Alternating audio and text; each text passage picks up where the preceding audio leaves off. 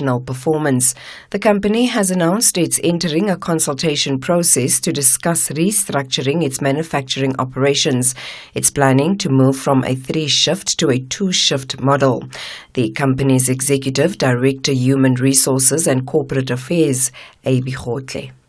Mercedes-Benz South Africa is committed to engaging meaningfully with all relevant stakeholders throughout the consultation process.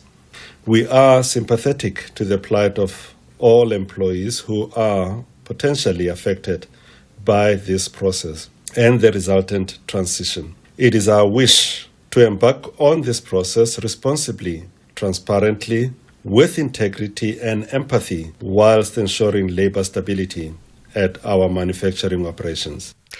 Recapping the top story, the EFF leader Julius Malema says his party will not join the government of national unity. For SFM News, I am Anne Musa. A very good morning to you. In your SFM Sports headlines, it's rugby. The Springboks are gearing up for their once-off test against Wales at Twickenham. And in golf, Rory McIlroy and Patrick Cantlay share the lead in a thrilling US Open first round. We'll bring you the details just before 6:30. SAFM, guiding you through the rush hour traffic. Good morning on your way out of Soweto up towards Randburg. Just watch for a breakdown. N1 North near 14th Avenue. The left lane is currently closed. We're getting reports of a truck crash at Escort, pretty much central Escort on your way to Durban. So maybe some slow-moving traffic at that scene. And all eyes on Cape Town ahead of today's first sitting of the new National Parliament. Road closures are already in place around the venue, which is the CTICC, the convention centre down on the foreshore. Routes like Walter Sisulu, here and track low and long are restricted. And from about 9 o'clock this morning, there'll be a lane restriction and some traffic control going into Cape Town Central on the elevated freeway where it comes in past that convention centre area. So it'll be a busy morning and a busy day in Cape Town around those traffic restrictions. I'm Rob Byrne. SAFM Sunrise starts now. SAFM Sunrise. A vivid start to your day. 7 after 6, good morning, welcome to SAFM Sunrise. I'm Stephen Grootes. It is, frankly, and let me just say this, a big morning. And I think it's a big day for so many different reasons. The idea, the very sort of thought that you would have a group of parties representing what is the most unequal country on earth, with the greatest inequality, racialized inequality, coming together and agreeing to work together, may, we expect today, first sort of come to fruition. We may actually see it today. So it is really a big day, and there is a lot going on around it. Fikile Mbalula, the Secretary General of the ANC, he held a press briefing last night, and there's a lot that's been moving through the evening and into this morning. He said that there'd been a breakthrough with various parties, and they had agreed to move the country forward, that they were basically gravitating towards the centre. Didn't exactly say what was happening, didn't give us the parties at this stage. We do know, because of what the Inkatha Freedom Party has said, and then yesterday the National Freedom Party saying that they'd decided to join a government of national unity. We presume, we know that they will be part of it. Still a few question marks around the Democratic Alliance, but from what we understand, they were negotiating discussing until late last night. They will be a part of it, and this is a big thing. The Freedom Front Plus, there's some reports that the Freedom Front Plus will help the ANC elect their premier candidate in the Northern Cape, which suggests then that they're part of it. So the sort of understanding, the presumption at this stage, and let me just say presumption, I'm not going to sit here with a crystal ball and say this will definitely happen, is that it'll be the ANC, the DA, the Patriotic Alliance, the IFP, the Freedom Front Plus, the National Freedom Party. The National Freedom Party is not in the National Assembly, but it is in KwaZulu-Natal, and they've said they'll go that way in KwaZulu-Natal. Umkhonto weSizwe saying overnight, they issued a statement saying that their members will be representing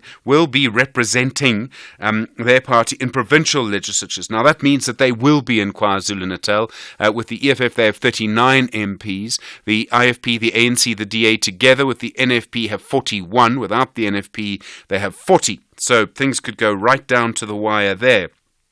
The Economic Freedom Fighters saying they will be out of the Government of National Unity. They and MK will not be part of the Government of National Unity. Several other smaller parties as well. I'm going to come to those in a moment. Julius Malema holding a press conference after 6 o'clock last night, in which he said that he still feels that it is wrong for there to be a government of national unity involving the Democratic Alliance. That's why he will not be part of it. But he also said that he will no longer disrupt Parliament. There will be a strong opposition, a vigorous opposition, but they will not be disrupting Parliament. I mean, this is a major shift from what we've seen before and the kind of EFF strategy up until now. So clearly something is shifting here in our politics.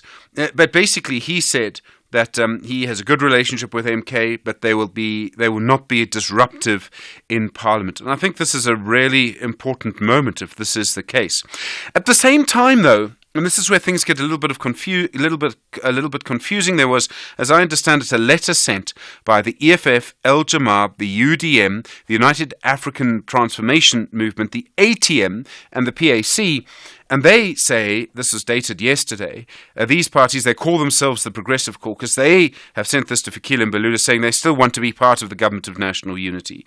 But then yesterday, Julius Malema said he would not be part of the Government of National Unity with the DA and the Freedom Front Plus. And now I understand that there's actually going to be a press conference of this Progressive Caucus of parties at 9 o'clock this morning. So there will be quite a few developments this morning. Bear in mind, the National Assembly starts at 10 o'clock and the people in the press conference presumably have to be sworn in from 10 o'clock. So that's happening there. Meanwhile, and the story's moving in many different places, Julius Malema also saying that if the ANC in Ekurhuleni in Gauteng did not reinstate Nkululeko Dunga as a member of the Mayoral Committee for Finance, well, they might pull out of all of the cooperative arrangements, the co-governing arrangements with the ANC in local government, which would mean things would change in Ekurhuleni and in Joburg and in other places as well. It would be the end of that sort of, I don't know what we call it, working relationship. So we could start to see a real change in local government as well. Now, at the same time, presuming, there's a lot of presumptions from me this morning, that the ANC and the DA are going to work together in Gauteng to elect a premier there. And if they do that, can they really have the ANC working with the DA in Gauteng and the ANC working with the EFF in Ekurhuleni and Joburg? I think that might be a little bit complicated. The ANC, meanwhile, nominating their candidates in the provincial legislatures. It's only 7 of the provincial legislatures, of course. In the Eastern Cape, it's Oscar Mabayane. In the Free State, McQueen, Lesotho Matai. In Gauteng, yes, Panyaza Lesufi. Looks like he's coming back. Limpopo, Popi Ramatuba, the first female premier of Limpopo. Mandla Ndlovu will lead in Mpumalanga. Northwest, Kagiso Mokhosi, and in the Northern Cape, Zamani Saw gets a second term. Alan Windey, of course, yesterday elected by the Democratic Alliance in the Western Cape. So he, of course, starting his second term already. So everything moves sort of together. In other words, it's the AFP that told us what would happen in KwaZulu-Natal, which tells us what's happening in National. From there, we try and presume what's going to happen in Gauteng. We will speak to as many different voices as we can this morning. The NFP's agreed to speak to you. Tony Leon from the DA's agreed to speak to you. People are very busy, though, so I wouldn't be surprised if there are a few cancellations along the way. We've basically sort of brought together, I suppose, our St. Mdu Sons, or a festival of voices on this for you this morning. And I would really like you to add yours to this festival, to hear from you this morning on 086 000 2032. You SMS 41391. You tweet SFM Radio and at Stephen Grootes, and you send your WhatsApp voice notes to 0614 104 107. Good morning. It's a big Friday morning. We expect today the swearing in and the election of the Speaker and the Deputy Speaker, I'm presuming before lunch. And it's at that moment, the election of the Speaker and Deputy Speaker, that some details will start to become clear. If it's someone from an opposition party, you can kind of know where this is going. And then this afternoon, I presume, there's that word again, the election of a president. It's a big day. Good morning, 14 after 6. Father's Day is just around the corner, and it's the perfect time to show Dad how much you care. With the widest range of gifts from Dis-Chem Pharmacies. Treat him with state-of-the-art gadgets like wireless audio devices so he can jam to his favorite songs. And specialized electrical grooming products to maintain a clean look. Spoil him for choice with a Dis-Chem gift card. Father's Day specials now on until 16 June. Only at Dis-Chem Pharmacies. Better health starts here. Hello, Your Choice Hotline. Hi, I need you to help me make a choice. Well, with Ford, you get to make your own choices. Like on a new Ford Ranger, Ford Puma, Ford Everest, and the Ford Tornado bus. There's a flexible deal for every budget at your nearest Ford dealership today. Limited time offer. Your Ford, your choice. T&Cs apply. Are you ready to empower yourself with an accredited tertiary qualification? Stadio Higher Education's distance learning programs will set you up for success. Whether you're balancing work and family or you're a school leaver who must work to support yourself and your studies, Stadio offers access to high-quality, affordable qualifications in law, teacher education, commerce, admin and management, policing, and more. Mid-year applications are now open. Visit stadio.ac.za and register today. Stadio, a new vision in higher education. The Daily News Diary on SAFM. And Musa, good morning. Anything going on today that we should be aware of? Oh, Stephen, a very, very big morning it is today. Indeed, yes. I suppose 10 o'clock? 10 o'clock it is, but before 10 o'clock, before we get to witness the sitting of the 7th Democratic Parliament, we know that the leaders of the parties that have formed the Progressive Caucus, that is Al-Jama, ATM, EFF, PAC, UAT, as well as UDM, will be having a press conference. The UDM's a little complex to me because I thought at one point they were joining the Government of National Unity, but now it seems they're part of the Progressive Caucus, which is not. Yes, so we will be getting some clarity.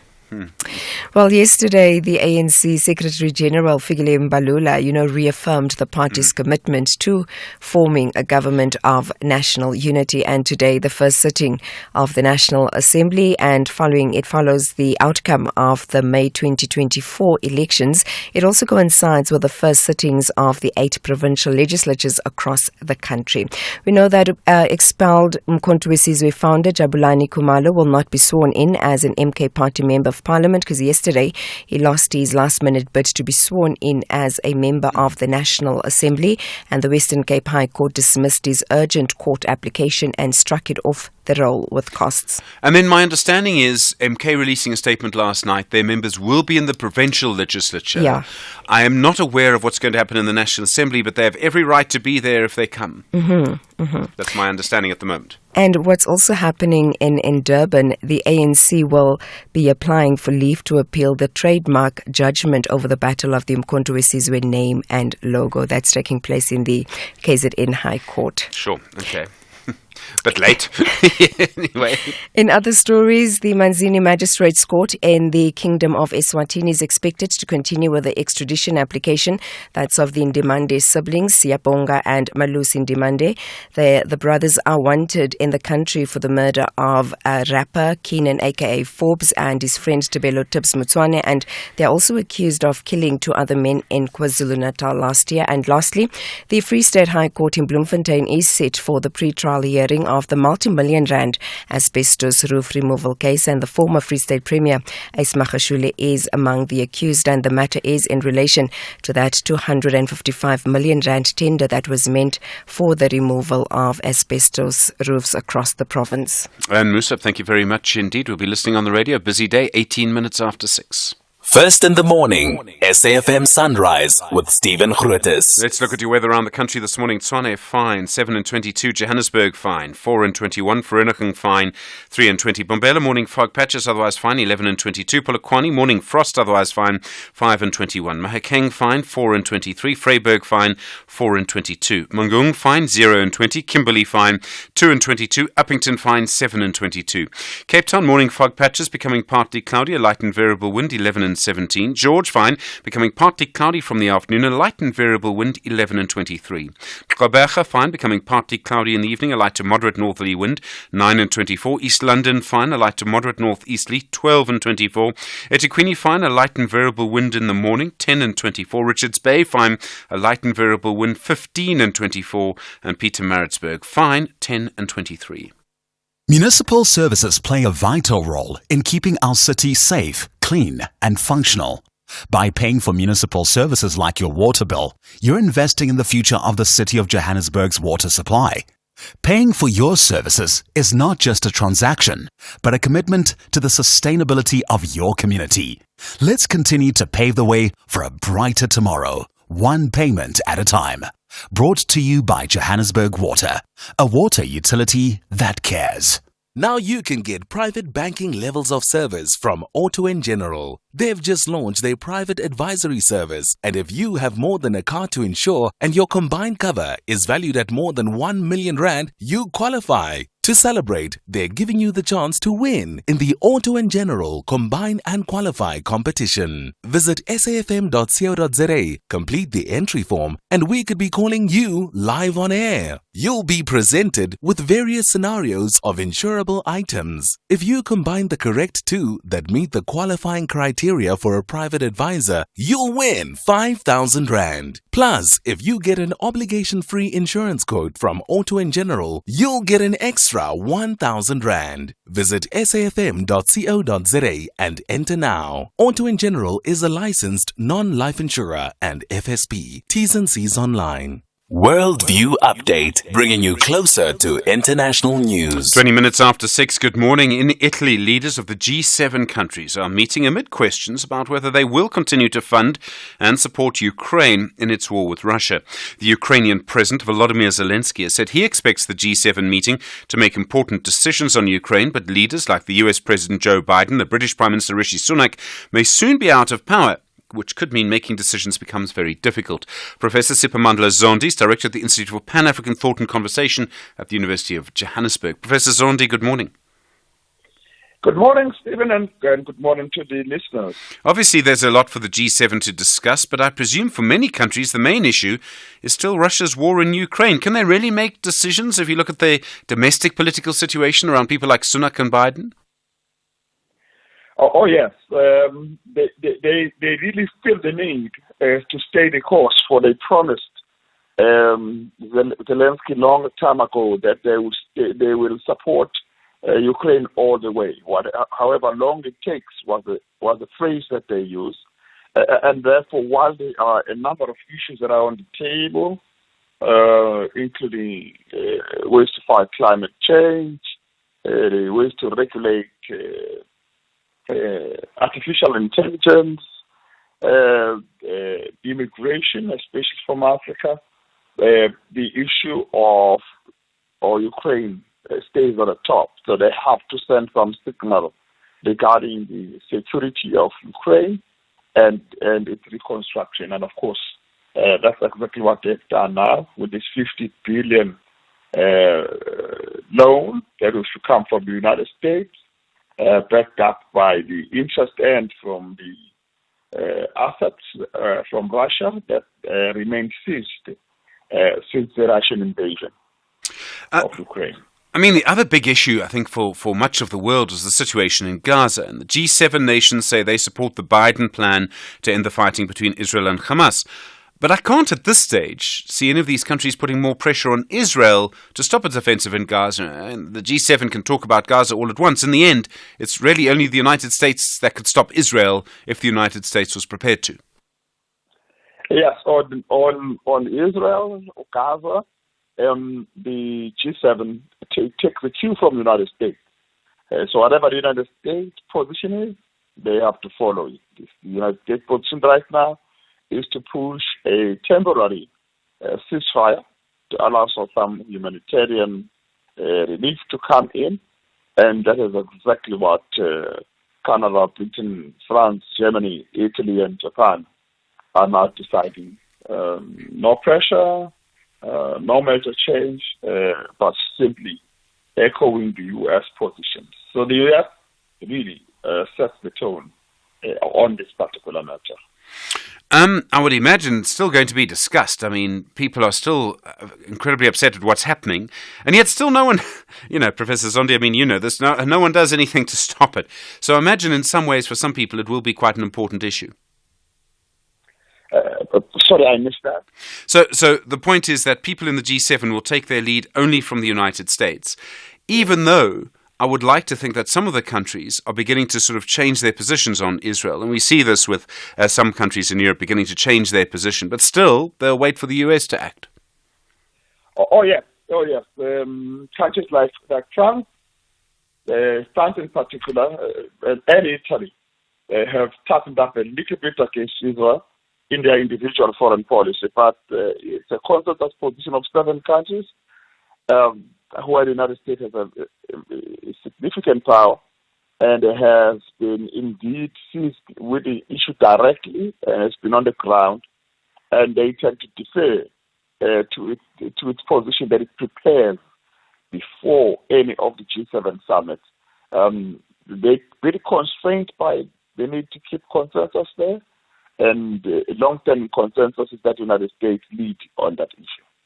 The G7 summit's being hosted by Italy, and migration's on the agenda, and migration's a massive issue for Italy, which is hosting this. So I presume that that's going to be one of the subjects as well. They want to stop migration, they want to stop unmanaged migration into Europe, and that's going to be a major part of this. Oh yes. That's what Meloni, the Italian leader, said right at the beginning. They want an agreement from the G7 in relation to measures to stop the migration or manage the migration from Africa across the Mediterranean into Europe through Italy mainly. Of course, it also happens through other countries. And of course, for them, it's an important one. It's about domestic interest, as it is for many of the European members of the G7. It is about sending a signal to your domestic population that you are doing something about this, which has become a driver of the swing to the right in European elections, as we saw last week. That there has been a return of right-wing governments all the way through, because they promise easy solutions to issues such as migration. So they have to save face as well, which is to put money into measures to control this, to put a little bit of resources into measures to look at the root causes of the migration from Africa by providing a little bit of aid to countries that are on the borderline. Professor, thank you. Professor Siphamandla Zondi, Director at the Institute for Pan-African Thought and Conversation at the University of Johannesburg. 27 minutes after 6. This is SAFM Sport with Zai Khan. Zai, good morning. Good morning. All right, so the Springboks preparing for that test against Wales. Yes, it's a big moment for them. They're gearing up, and there's a couple of contenders as well for captain, with the Springbok head coach Rassie Erasmus naming Eben Etzebeth, Bongi Monambi and Peter Steph du Toit as the front runners to captain the team in their upcoming one test against Wales, all happening at Twickenham on the 22nd of June. With regular captain Siya Kolisi unavailable due to commitments with French club Racing 92, Erasmus emphasised the depth of leadership within the squad. A final decision on the captaincy will be made by Sunday, just 48 hours before the team announcement. Now here's Rassie Erasmus with more on the Springboks preparation.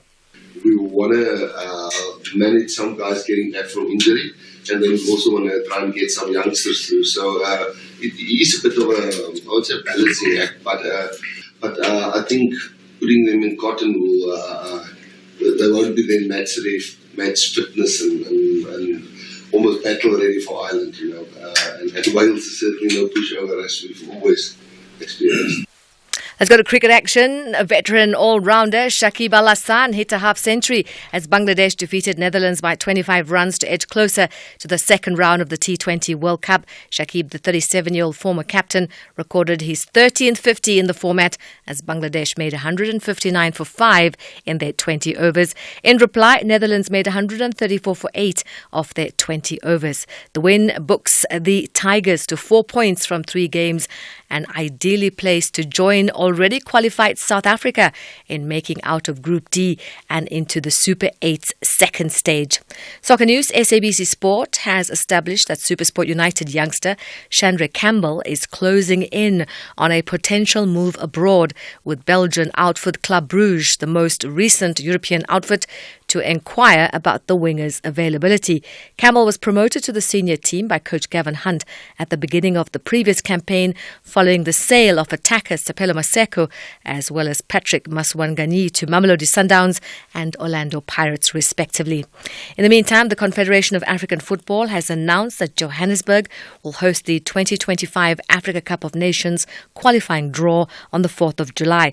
Title holders, the Ivory Coast, and the tournament host Morocco are among 48 countries to be divided into 12 groups of 4, with the winners and runners-up in 11 advancing to the 24-team finals. Now, Morocco are guaranteed a final place as hosts. They will take part to gain competitive match practice. This means just one of the other teams in their mini league will qualify. Double qualifying match days are scheduled. It's from September the 2nd to the 10th, as well as October and November this year. The nations ranked 1 to 44 have qualified automatically for the draw, and Chad, Eswatini, Liberia and South Sudan won playoffs. And finally, golf action. This time it's a tie with Rory McIlroy and Patrick Cantlay at the top of the leaderboard after an impressive first round at the 2024 US Open, each carding a 5 under 65. McIlroy's bogey-free round and Cantlay's strong performance set the stage for a thrilling tournament at Pinehurst. Competition is fierce. Let's hear now from McIlroy on his stellar performance. Golf course is a little different to what it was last year, but still the same strategy, same mindset, just trying to hit it into the middles of greens and, giving yourself chances every single time, taking your medicine if you do hit it into trouble. And my short game was good early on. I chipped in at 5, had a really good up and down on 6, another really good up and down on 8. But apart from that, I think I hit every other green and, it was a really controlled round of golf. We'll bring you more sport. Top of the hour. I'm Zai Khan. Zai, thanks very much indeed. More from the National Freedom Party, their decision to go with the IFP, the ANC and the DA in KwaZulu-Natal. More also on the Government of National Unity in the next half hour. You're with SFM leading the conversation. It's 6:30.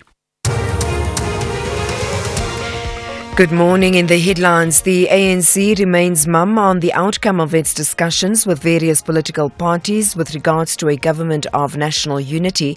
This is ahead of the first sitting of Parliament today, where a Speaker, Deputy Speaker and President will be elected. Expelled Umkhonto we Sizwe founder Jabulani Khumalo will not be sworn in as an MK party member of Parliament. This comes after he lost his last-minute bid to be sworn in as a member of the National Assembly today. And the US President Joe Biden and Ukrainian President have signed a 10-year security deal, boosting Washington's commitment to Ukrainian resistance against Russian aggression. I'll have details on these and other stories at 7. SAFM, guiding you through the rush hour traffic. Good morning. Heavy traffic on Joburg N3. This is the collision scene just into Van Buren. You've got the left lane closed because of the roadworks long term, and you've also now got this collision in the centre lane. So again, if you come out of Alberton and Germiston this morning, big traffic. It's hardly ever a gap in that N3 traffic this time of the morning, and this morning absolutely no different. It is very heavy. Mist warning, mist and fog alert for the Emilafeni region, Mpumalanga. I can see just traffic going slowly all over multiple routes in that area, just on the southern side, if you like, of Emilafeni. We would urge particular care and caution on any of those routes, but especially the N12. We have the most tragic collision scenes in conditions like this between Ochis and Emilafeni. So take it easy. Emergency lights, flashes on if you think you need to, just to increase the visibility of your vehicle to other road users. Durban's N2 already queuing. Very early backlogs here, going up through Spaghetti Junction towards Westwood Mall territory. And Cape Town, AZ Berman battling out of Mitchell's Plain. It's a major construction site these days between the R300 and Highlands Drive. The traffic going out of Mitchell's Plain is heavy. Highlands Drive backlogging into AZ Berman. It's all getting very busy through there. Rob Byrne, SAFM Traffic. The business update on SAFM. Intalengla Chele, good morning. How are you doing? Morning, Stephen. I'm well, thanks, and I hope you're good. All good. How are the markets? Well, despite the recent data and the Fed's policy move, it still seems like traders are approaching markets with caution as trading remains mixed. In Wall Street, markets ended mostly in the green, with the S&P 500 posting a fourth consecutive record close as traders weighed more data, showing inflation pressures may be easing. Over in Asia, stock markets are trading mostly lower amid fading hopes of a series of rate cuts by the Fed after officials forecast just one rate cut this year in the post-meeting comments. Asian investors are also awaiting a rates decision from the Bank of Japan. Meanwhile, back at home, the JSE struggled to hold on to the initial gains we saw on Wednesday, with the all-share ending yesterday close to 0.9% lower. It is a big day on the local front as the country prepares for the first sitting in Parliament today. And with that, the local unit pretty steady, trading at 18.45 to the dollar. And then the Mercedes-Benz, they're cutting 700 jobs in the Eastern Cape plant. That's right, Stephen. Now, Mercedes-Benz South Africa has confirmed that it's in consultations with employees and unions as it prepares to slash up to 700 jobs at its local plant in the Eastern Cape. The move is in response to falling global demand for its C-Class sedan car range and comes at a time when exports of locally produced vehicles have declined so far this year compared to 2023. And new vehicle sales into the domestic markets are also lower. Now, Merck SA joint CEO Andries Brand said the process will involve discussions regarding the restructuring of its manufacturing operations and transitioning from a 3-shift to a 2-shift model. Brand has described the production plan as a reset, saying the group reached a touch point where it needs to go to a lower level. That's as it recorded its first decline in production in 4 years, with the East London plant only building 90,000 C-classes so far in 2024. And Goldfield slashing production for the 5th time again. Now, chilly conditions at Goldfield's Chile mine has weighed on its output capabilities. Stephen, the miner cut its production forecast for 2024 yet again and increased cost estimates after prolonged bad weather at Salares Norte mine in Chile. And this comes as weather conditions were weighed on the Chile mine's ramp up. Now, output has been adjusted lower to a range of 2.2 to 2.3 million ounces for the year, compared to a previous estimate of 2.33 to 2.43 million ounces, and the group's cost guidance has been increased to between $1,470 to $1,530 per ounce. Now, Chile is proving to be a tough environment for Goldfields, making investors nervous as the company has no control over weather conditions, and it further warned that if conditions don't improve, it might have to halt production at that mine until summer.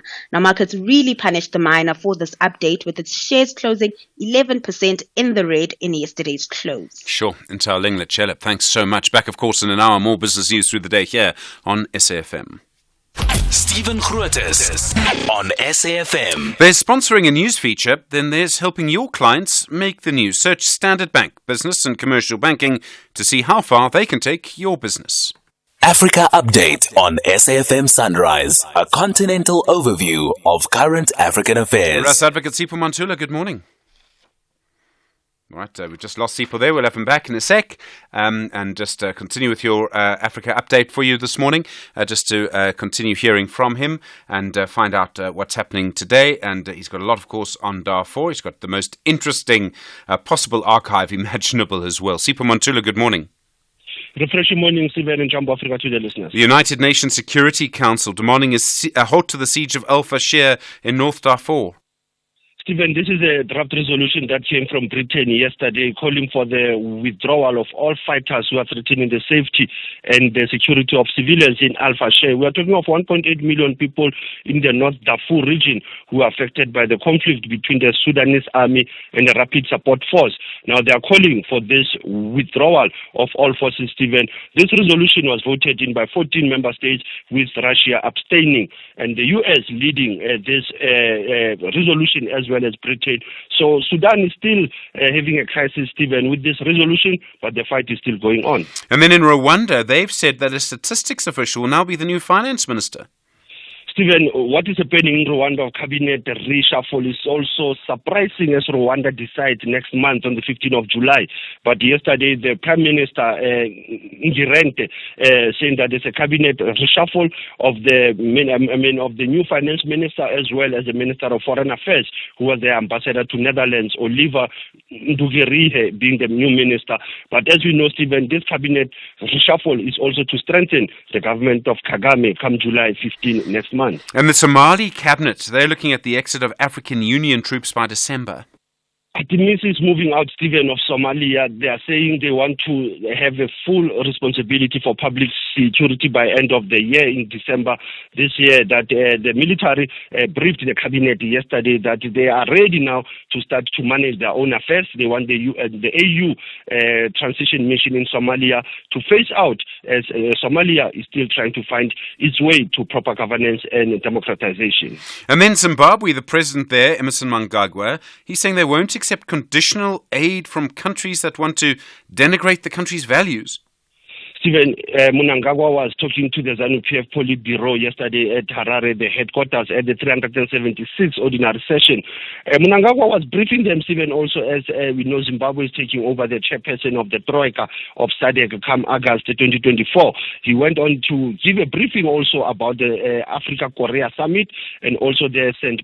Petersburg meeting with Vladimir Putin, raising those issues, as he said that they will not accept all those conditional aid so long as they will compromise the struggle values of Zimbabwe. We've got the National Assembly meeting today. We don't know what's going to happen, and you've picked the most interesting possible archive, Sipho. Stephen, 19 years ago, we know that the then President Thabo Mbeki released, others say sacking, but others say he released the then Deputy President Jacob Zuma from the presidency on the allegations of the corruption that was going on with his financial advisor, Shabi Sheikh. It was a joint sitting of Parliament, Stephen, when the then Thabo Mbeki released that statement of releasing Jacob Zuma on this day. As you said, the Parliament is seated today with the Government of National Unity, taking us back to the memories of 1994. Probably it will be a Government of National Unity, Stephen, not a facade that we will see later during the morning at the Parliament. Asante sana, SG, as was leading the conversation. SAFM observing the Youth Month. Rust Advocate Sipho Mantula, thank you very much indeed. Back on Monday, more, of course, from our continent through the day. 19 minutes now to 7. There's listening to the news, then there's making the news. Grow your business into the next big thing with Standard Bank Business and Commercial Banking. When humans invented the wheel, we thought that getting things from A to B would stop there. But it didn't. Soon after, horses drew carts to deliver goods, and that could have been it. But it wasn't, because the goods had to move quicker. So we invented cars and went from hooves to horsepower on highways. Then the goods got heavier, so we built tankers to ship the cargo across the sea. And then we needed a solution that was cost-effective, so we built trains to transport the cargo. Then we wanted to receive the goods the following business day, so we built planes. But then we wanted a smaller and faster aircraft, so we invented drones. And it won't stop there. Because with the right mindset, there's possible. Then there's more. Search Standard Bank Business and Commercial Banking to see how far we can take your business. Standard Bank is an authorized financial services and registered credit provider. At SFM Radio and at Stephen Grootes on Twitter. 18 minutes to 7. Good to hear from you this morning. It's a big morning. 086 000 2032. The SAPS and the Nat Joint structures say they won't tolerate any kind of disruption during today's parliamentary sitting. That will see MPs being sworn into the National Assembly. After the swearing in, they're due to elect a Speaker, Deputy Speaker, and then a President. The National Spokesperson for the South African Police Service is Atlenda Mate. Atlenda, good morning. A very good morning to you and to your listeners. What kind of preparations have you made for today in Cape Town? Well, thank you so much for the opportunity. We've put the necessary measures in place to ensure the safety and security of the first sitting today, as well as all other sittings that are taking place simultaneously across the country. So we are quite confident that we've got adequate and sufficient members on the ground to ensure the safety and security of proceedings this morning. Presumably, when the session starts, as the police, as the SAPS, if a new MP disrupts the House, you can't intervene. Someone else has to intervene. It's a parliamentary person who intervenes if that happens. Absolutely. We are working closely with Parliament Security. They've been forming part of our Nat Joint meeting. So our plan is integrated. So we know that within the chambers, it's the responsibility of Parliament Security to step in. But outside the chambers, the SAPS moves in to ensure that no lawlessness takes place. And Atlenda, you mentioned the provincial legislatures. Your operations in KwaZulu-Natal, that started long before the election. You're keeping an eye on things there still? Absolutely. You will remember that we have been ensuring that there's additional deployments, especially focusing on your public order policing units, as well as your specialized units to that particular province. But things have been relatively stable thus far in KwaZulu-Natal, so we are not worried, but we are keeping a close eye on the situation. Atlenda Mate, thank you. National spokesperson for the South African Police Service. 16 minutes to 7.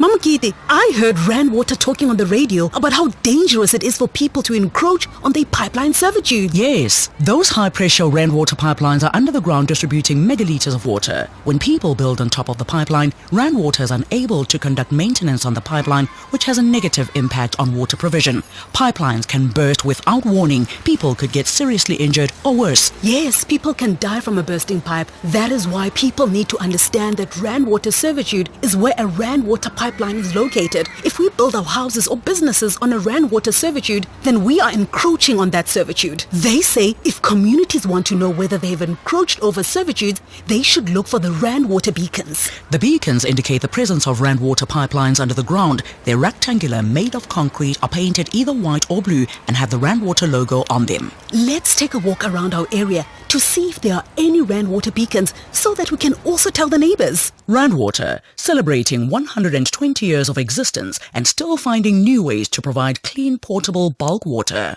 And we will buy 500 cars, and we will buy 500 more. Just to be the one who buys your car, will come to you and offer more. We buy cars, we buy cars. We buy cars, we buy cars.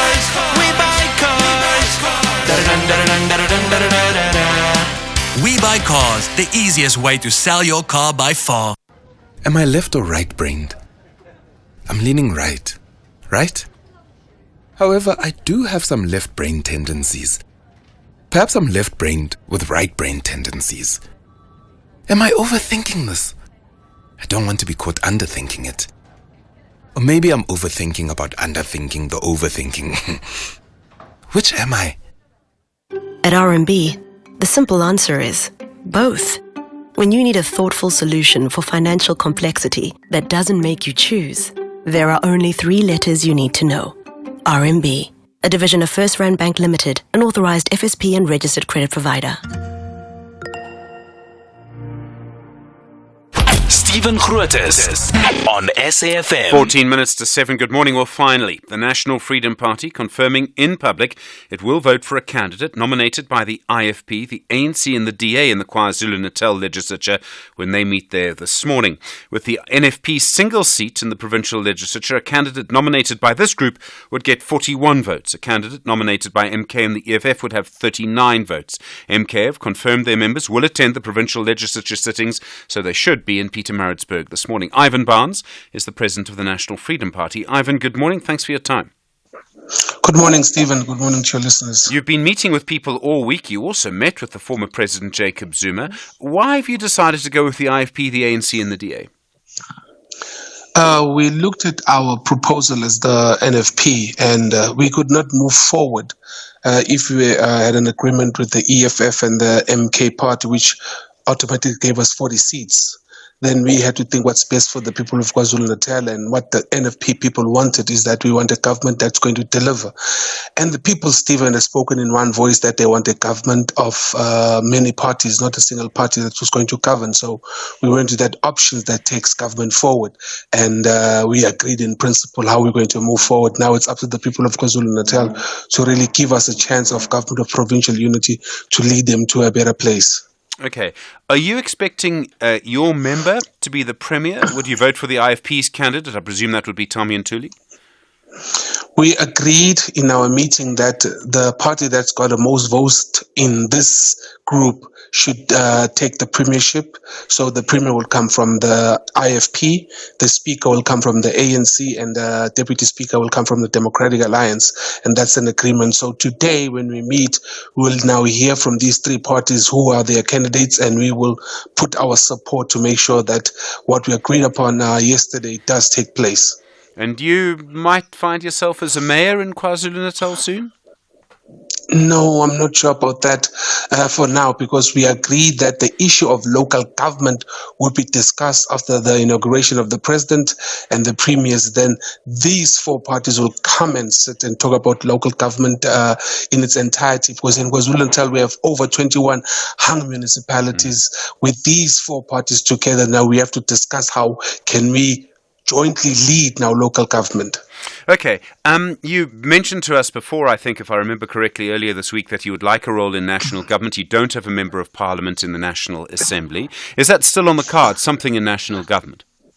Yes, we have engaged both with the IFP and the ANC together with the DA. We put our proposal forward. It's with the leadership at the national level for them to decide and how can they implement our proposal, and we'll take it from there. Okay, we'll see what happens. You said yesterday, I found this very interesting, you said yesterday you want to see parliaments in this government of national unity or provincial unity coming together. You want parties to hold joint rallies and things like that. Why is that important in this moment? Are you looking at something a little bit more permanent in the future, maybe? It's for now, if you look at the level of political intolerance in KZN, particularly between the IFP, ANC, and the NFP, there's a history of violence. So now that the leaders are working together, we have a responsibility to go and bring our members on board to make them understand now that we are working together and how can they learn to live together without them getting into unnecessary fights. Could this end up as some kind of permanent party? We've had a suggestion from the academic Dr. Yaki Saliers this week that parties going into a government of national unity now should look at a sort of South Africa party. Is that something you'd be open to? Not for now. Baby steps, one at a time. Let's get this government functioning. Let's see if it works, and then we'll take it from there. Probably the most sensible answer. Ivan Barnes, thank you very much indeed. Do appreciate it. Busy day for you, I know. President of the National Freedom Party, 9 minutes to 7. SAFM, guiding you through the rush hour traffic. Very heavy mist out around Emilifeni region this morning. In fact, a lot of Mpumalanga is very misty, so take it easy if it is like that where you are. But the Emilifeni region, very, very slow on multiple routes from the sort of N4 Balmoral exit down through Ochis and the R555, the N12, so all very heavy. And you get the biggest collision scenes in this sort of weather on that N12 between Ochis and Emilifeni. So a real appeal to be just very super cautious making your way through there. If you don't fancy that N12, take the N4, although that's misty, but perhaps not as treacherous as the N12 can be. So otherwise, just leave it and travel a little bit later. Just staying in Mpumalanga, major congestion in the Komati port area. I think this is probably truck traffic, but we're at the eve of a sort of long weekend and school holidays as well. So there may be a bit of holiday traffic arriving into that area for crossings in towards Mozambique. So just be aware of that. In fact, the N4 toll concession that operate that N4 say the road's currently closed because the congestion is super heavily backed up just on the the western side of Komati Port. Joburg, very heavy on the N3 again today. A crash at Van Beer, and you've got the left lane closed for the roadworks that have been there forever, and now a central lane closure because of the crash. So coming out of Germiston and Alberton, very heavy backlogs. Durban, worth a mention, the N2, it's super heavy as well, much heavier than you would normally expect to find this time of morning, and strange given the fact it's Friday as well. Volumes are often a little bit lower, but it's heavy from the M7 moving through towards the Westwood Mall area. And Cape Town, some real pressure coming in on the N2. Traffic just queuing up across all lanes already from Robert Sobukwe just after the airport right through to Hospital Bend territory. Rob Byrne, SAFM Traffic. Call us on 086 000 2032. All right, so many things going on, of course, around what's going to happen in the National Assembly today and in the provinces. Maxwell and Tshwane, hi. The Premier announcements, go for it.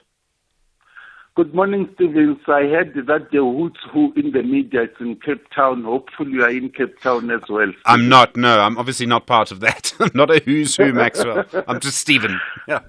In fact, I'm happy about the center that it will be holding in Mpumalanga. When I checked yesterday, when the name of Mandla Pednindlovu was mentioned as a premier and a chairman in that province, and knowing where he comes from, knowing his work, I think it's a humble leader more than anything, and hopefully the service delivery, especially where he comes from in Bushbuck Ridge areas, it will be more than improved now, because most people, they are crying for service delivery and the basic needs being water and the road. So for me, I'm happy, but what I'm not sure, while I like Upopi in the Polokwane, I think she's a good human being. Hopefully the center will be holding, because she's not a chairman, she's just a premier in that province. So be as it may, I wish them all the best, and they need to rally behind and try their level best that the service delivery issue is being addressed, including the national, Stevens, as we are heading for the most historic day today. I wonder if people are smelling the coffee about that one. So it will be very interesting. Did you hear your friend Stephen saying that we want Floyd there, we want Speaker there? When you negotiate under this coalition situation, stop putting the cart before the horses. From Maxwell in Pretoria. Maxwell in Tshwane, thanks. All right, interesting views there. There were strong statements from the leader of the EFF yesterday. 6 minutes to 7. SAFM values your views. Be an active citizen. So, there are things we know and there are things we don't know. We know that the meetings around a government of national unity, from what I understand, went on pretty late into the night. The ANC-NEC seems to have agreed to the idea fully. The IFP, the Patriotic Alliance, presumably the DA will all be a part of it. So, I suppose we'll know when they vote for the positions of Speaker and then of President later. Dr. Ralph Matega is a political analyst at Geopolitical Intelligence Services. Dr. Matega, good morning. So, is the government of national unity really going to happen? I mean, it seems amazing to consider that, as far as we know, the ANC and the DA are going to work together. Good morning, Stephen, and morning to SSM listeners. Indeed, Stephen, the ANC and the DA are going to work together. It is a very, very strange turn of events, because, these are the two main parties. It's almost like we have just collapsed the main political line, or the line that divides these main two parties in South Africa. So it is very, very, very different, and I think that it looks as if they are ready to do that. The DA seems to be ready to be taking up this work of getting into a coalition with the ANC and the IFP as well. So we will see how it turns out, how it gets executed, Stephen, but it is what it is. Do you think it'll work? And particularly, there'll be people in the DA who don't like this, but there will certainly be people in the ANC who won't like this. They might fight this. There could be long-term arguments about it. Even other parties that are not going to be in it, certainly, because not all parties are going to be in this. We have heard that it looks like your other parties, such as your EFF, are not going to be in this. They also won't like it. Will it work? It's a big gamble for these two parties, the ANC and the DA, and also the IFP. A big gamble. Who's going to be responsible for the final result? Are we going to see people in members of the DA in executive positions, or are they going to just exercise oversight in Parliament and so forth? How is it going to be at the end of the day? It would be very interesting to just even see who is going to take those positions. Within the ANC, there is already those that are dissatisfied with this thing, saying that the ANC has taken a very, very strange turn. They should be in a coalition with other political parties instead of the DA, for example. Within the DA itself, and also the voters as well, Stephen. The voters, remember, they're still going to assess this thing come the next elections. They will need to understand why their party decided to work with the other party. ANC voters themselves, they should not see it as a betrayal. DA voters themselves, they should not see it as a DA betraying its mandate and just rushing to be in government. So there will be consequences from this. And if it works, Stephen, it will not just work immediately. It needs to be maintained, because those that are not in it will try by all means to push back. Well, let's talk about that. Julius Malema, leader of the EFF, clearly, I don't know if he's frustrated at being left out, although he refused to join with the DA, but he also says his party will no longer be disruptive in Parliament.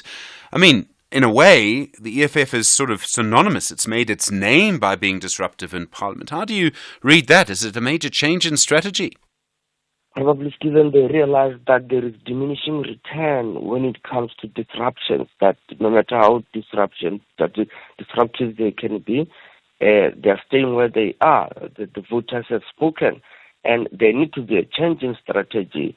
I mean, what do you do when you are where you are? You have lost about 1% of the voters. The EFF 9 from 10%, Stephen, and they will need to think about what is it that they're going to do differently. And probably what they want to do different this time is maybe not to disrupt the way in which they did. A change of strategy will certainly be necessary for them. I mean, again, Stephen, they're outside. They said they're not going to be in this coalition. What if it works? If it works, what does it mean for them? Does it mean they will still hold and retain that vote, or they're headed to 6% or so?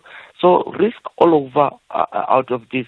I don't think there is any party that can say we are 100% sure this is going to work for us. I think most parties, those that are involved, are taking the risk.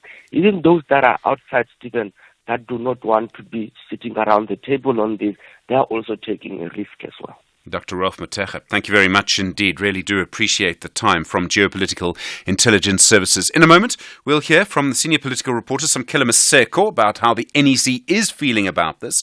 We'll hear from our political editor, Mzwandile Mbeje, how momentous this moment may turn out to be. Also, one of the negotiators for the Democratic Alliance, Tony Leon's agreed to speak to you this morning. We'll hear from him what he is prepared to tell us about the negotiations and what will happen later. You are with SFM leading the conversation. Good morning. It's 7 o'clock. Outsurance will go out of their way to try and save you money on your car insurance. If they can't, ask for 500 Rand. SMS out to 30754. Now that's good news.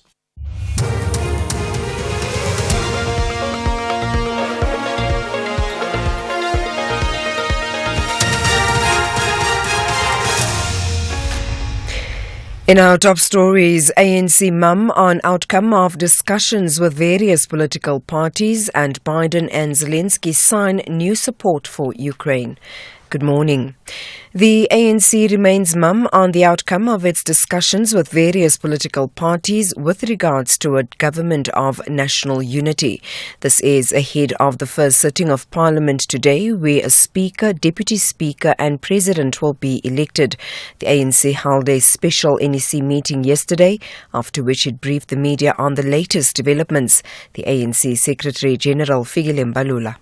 The most important question, how is it kept together for a period of time and not being petty, and not it becoming a melting pot of political parties coming in there and swallowing their identity and failing to hold others accountable in the process of governance. So that's what is important. So the question is how that is going to be. It's a matter that we will keep working on. We don't stop tomorrow. And those who are part of this will be part of the process of shaping up what needs to happen. The EFF leader Julius Malema says if the ANC in the Ekurhuleni Metro does not reinstate Nkululeko Dunga as the MMC of Finance, then they will pull out of all local government coalitions with the ANC across the country. Malema addressed the media last night in Cape Town ahead of the first sitting of Parliament. He says the ANC coalition with the DA does not enjoy popularity within the ANC's NEC. Malema says the EFF will not be intimidated by positions. By this evening, Dunga is not reappointed as the MMC of Finance. All our MMCs in Johannesburg, in Mohale City, in PE, in Ekurhuleni, all of them are going to step down. We're not scared of a fight. They want to bring it on, we're ready for it. And we're not desperate for positions, we have never been. We are here to make a contribution. Expelled Umkhonto weSizwe founder Jabulani Khumalo will not be sworn in as an MK party member of parliament. This comes after he lost his last-minute bid to be sworn in as a member of the National Assembly today. The Western Cape High Court has dismissed his urgent court application and struck it off the roll with costs yesterday. Khumalo challenged the matter on an urgent basis after he was informed by the Secretary to Parliament that he will not be sworn in. He challenged his expulsion from the party and wanted to be reinstated on the national list. This is how the Western Cape High Court Judge Derek Bull handed down the order. And the order is as follows. Having considered the papers and the arguments presented on behalf of the applicant and the third and fourth respondents, it is ordered that 1. The application is struck from the roll as urgency has not been demonstrated as required by Rule 612 of the Uniform Rules of Court. 2. The applicant shall be liable for the costs of an incidental to the application on a party and party scale as taxed as agreed. 3. The costs of counsel shall be following Scale C. Court stands adjourned. The Secretary to Parliament, Xolile George, says it seems likely the inauguration of the new president will take place next Wednesday. George briefed journalists at the Cape Town International Convention Centre on the readiness of Parliament to host the first sittings of the National Assembly and National Council of Provinces today and on Saturday. George says the inauguration of the president-elect must take place within 5 days of the first sitting of Parliament as set out in the Constitution. After that, within 5 days, the inauguration or swearing in rather of the President-elect of the Republic must take place within 5 days thereafter. Our duty will be to ensure that on the side of Parliament, we prepare all the members to assist them to attend the inauguration at the venue as determined, and as it stands, it appears that the 19th of June is a date for such undertaking. U.S. President Joe Biden and Ukraine President Volodymyr Zelensky have signed a 10-year security deal boosting Washington's commitment to Ukrainian resistance against Russian aggression. Biden said it would strengthen Ukraine's defense. Speaking at the G7 meeting in Italy, he said it was part of a broader approach against Russia. We've taken 3 major steps at the G7 that collectively show Putin he cannot wait us out, he cannot divide us, and we'll be with Ukraine until they prevail in this war. First is the bilateral security agreement just signed. Second, historic agreement to provide $50 billion in value from Russian sovereign assets to Ukraine. And third, an agreement to ensure our sanctions disrupt third countries that are supplying Russia's war efforts. Recapping the top story, the ANC remains mum on the outcome of its discussions with various political parties with regards to a government of national unity. This is ahead of the first sitting of Parliament today, where Speaker, Deputy Speaker and the President will be elected. For SFM News, I am Anne Musa. And thank you. Those were the top stories for this hour. Don't miss out on a possible car insurance saving. SMS out to 30754 for a quote. Outsurance, where you always get something out. Have you been fishing for hot car insurance deals? You could catch a great deal, like 52-year-old Carrie, who pays just 618 Rand a month to cover his white 2023 Toyota Urban Cruiser 1.5 XR.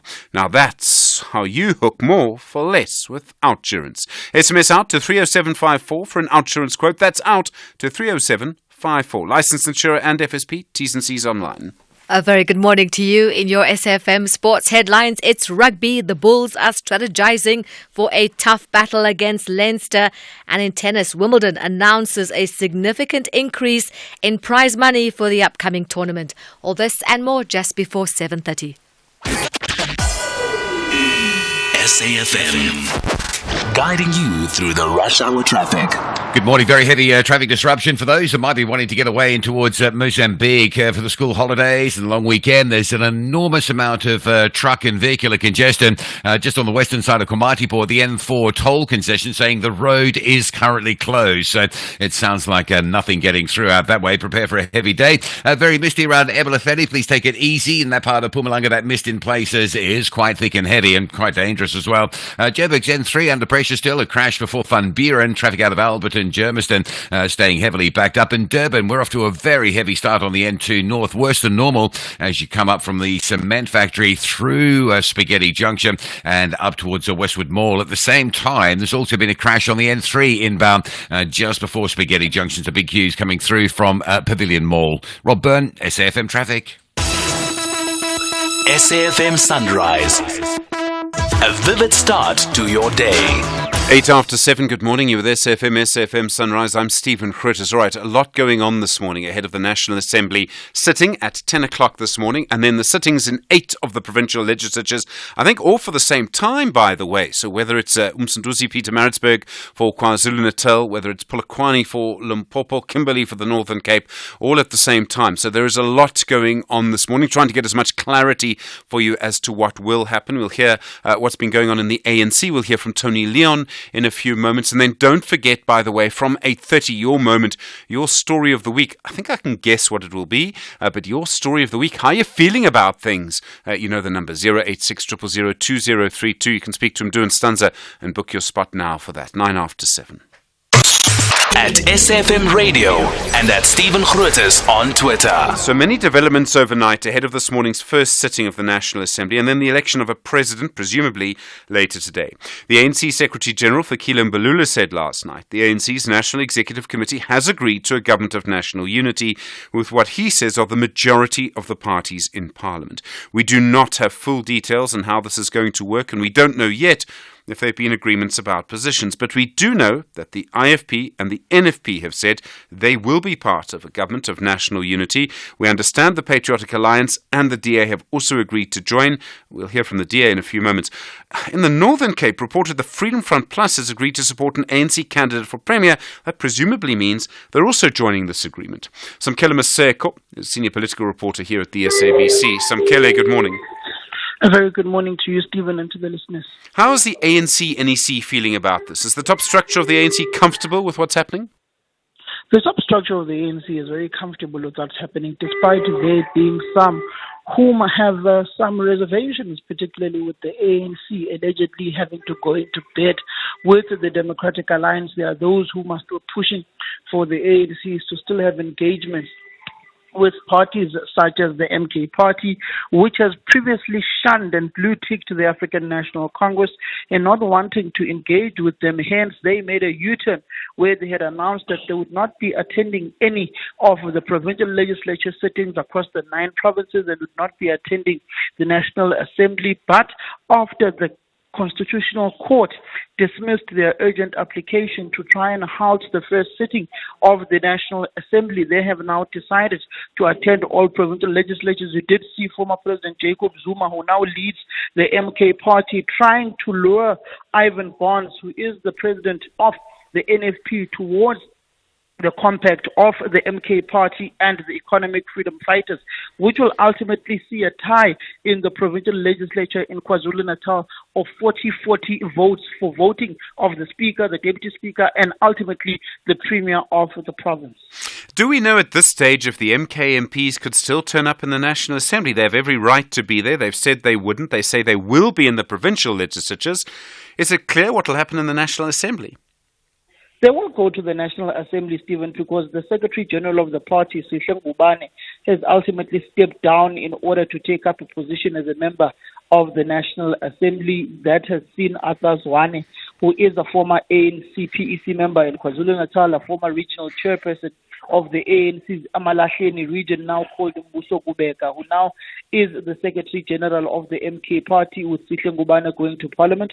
So they will be sworn in as members of Parliament. Ultimately, they will also be sworn in all of the provincial legislatures within the country. They did issue out a statement yesterday evening through their Secretary-General and Nhlamulo Ndlela, who is the spokesperson of the party. So they will be present in KwaZulu-Natal. In fact, in KwaZulu-Natal yesterday, at the provincial legislature in Umsunduzi in Pietermaritzburg, there was a bust-up between MK members where Nhlanhla Ngidi, the former Director General of the province, rocked up with a separate list and another list that came through from the SG's office of the MK Party, which there were 2 lists that were being submitted in the provincial legislature yesterday, and fist fight broke out there between MK members, which signals there are some internal wranglings within the party.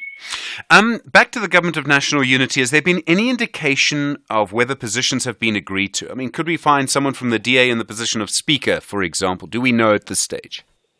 At this stage, we don't know. But what we do know is that ANC members are very resistant when it comes to accounting to the Democratic Alliance.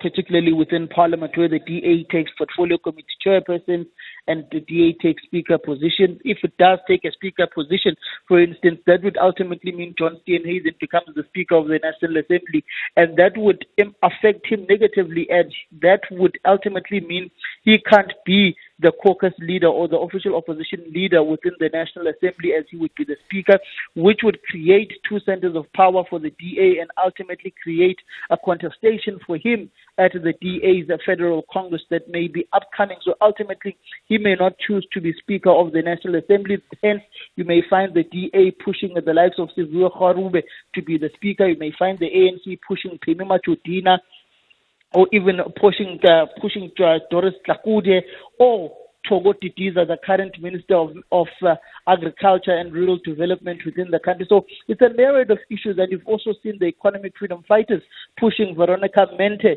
who is the national chairperson of the Organization of the Economic Freedom Fighters. They had their own press briefing yesterday where Julius Malema said he had a meeting with President Cyril Ramaphosa in the morning and would ultimately have another meeting with the president of the ANC and president of the country after the ANC's NEC meeting yesterday evening. In fact, I must call Julius Malema to follow up if he has indeed met with President Cyril Ramaphosa after the NEC, as he had hinted, because he had basically submitted and offered the EFF services in the form of the legislative arm of the state, where the EFF would take the portfolio committee chairperson of finance or any other committee chairpersons the ANC would be willing to give to the EFF, and also speaker or deputy speaker position, which will ultimately go to Veronica Mente, the national chairperson of the EFF.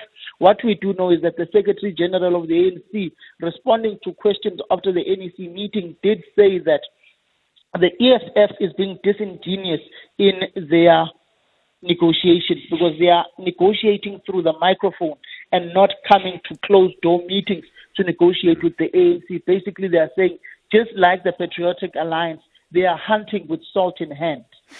Samkela Maseko, thank you.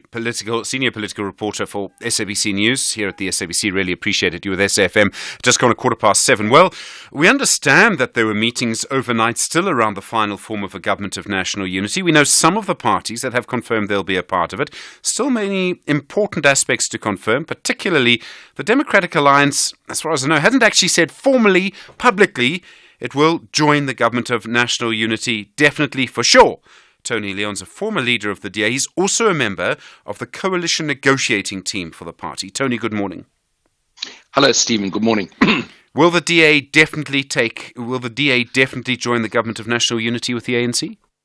We'll have to ask the current leader of the party, not the past leader, that question. I think he should be able to confirm it at some stage. I'm just a humble negotiator, Stephen. I don't make the party's executive decisions anymore, but I was happy to lend a hand to the process over the last 2 weeks. You're a humble negotiator with quite a lot of insight and probably more facts than most of us, Tony. I presume that if this is the case, it will involve other parties that the DA is happy to work with. There's no EFF, there's no MK. So are you happy to work with all the other parties that may be joining this? Well, I think part of the agreement, which is yet to be signed, but I hope will have to happen before 10 a.m., let me say that.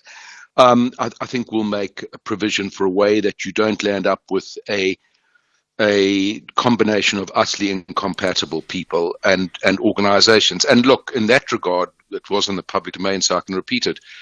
The DA made very few red line issues in the public or in private. I mean, it obviously has its bottom lines, it has non-negotiables, it has principles, but one of them was it would not work or collaborate with parties who sought directly or indirectly to undermine the Constitution, the rule of law, and the economy. And those parties clearly were and remain the EFF and the MK. So if it was the decision, or I don't think it still will be, but who knows, 2 hours to go, if it was the decision to bring them in, the DA automatically could not have been part of those arrangements. Did President Cyril Ramaphosa and your leader John Steenhuisen have a face-to-face meeting about this overnight? I mean, did they sort of get together to work out the final way this could work? I understand there was a meeting between the two of them very recently. And, it's up to them to make disclosure of what was discussed and wasn't discussed. I wasn't at the meeting, Stephen. Okay, and so I don't know if that would include positions, like the position of Speaker, for example, at this stage. Well, clearly, I mean, and here I'm not being indiscreet, I mean, there has to be some agreement about the Speaker, the Deputy Speaker, and the President, at least for this morning. I mean, those are the issues for Friday morning. Let me say again, when we were, we had some pretty intense negotiations, primarily with the ANC in the last few days, last 2 weeks. We never, as far as I can recall, at a single one of those meetings said, we want this position, we're not going to put up with that position. That was never our approach. We said, well, if theoretically we were to enter the government, how would we approach issues such as the personnel selection, so on, and how do you do it in a way that you're not just trading places or people, but you're actually saying we've got to do this on a sustainable and on a reasonably both principled and pragmatic basis. So that's really what we were looking at in getting to some kind of agreement. The negotiations, the tone, the way in which it happened with members of the ANC, I mean, you know better than most of us how difficult relationships have been between the DA and the ANC for a long time. Some of their top people was part of that team, as I understand it, including the Secretary General for Kile Mbalula and Nomvula Mokonyane. What was it like being in the same room? It was, it was interesting. I must say, it was pretty respectful and professional, and I would say conducted in a very open-handed and decent way. It was not confrontational, but we were also, very clear. Well, I think on both sides, what could and could not be done, and what the anxieties, fears, and the aspirations of both sides were. So, yeah, look, it was a long time ago in the Codes multi-party negotiations process that I was involved in negotiations with the ANC. So that's now 30 years later. I was surprised to be called back to the colours on this one. But it was very interesting how things changed in 30 years. Obviously, the biggest change, Stephen, is the ANC's been in power for the last 30 years, and the last round of negotiations I was involved in, before the ANC came to power, everyone knew the ANC would get into power, but not what would happen after they got into power. Well, now we know both sides of that road.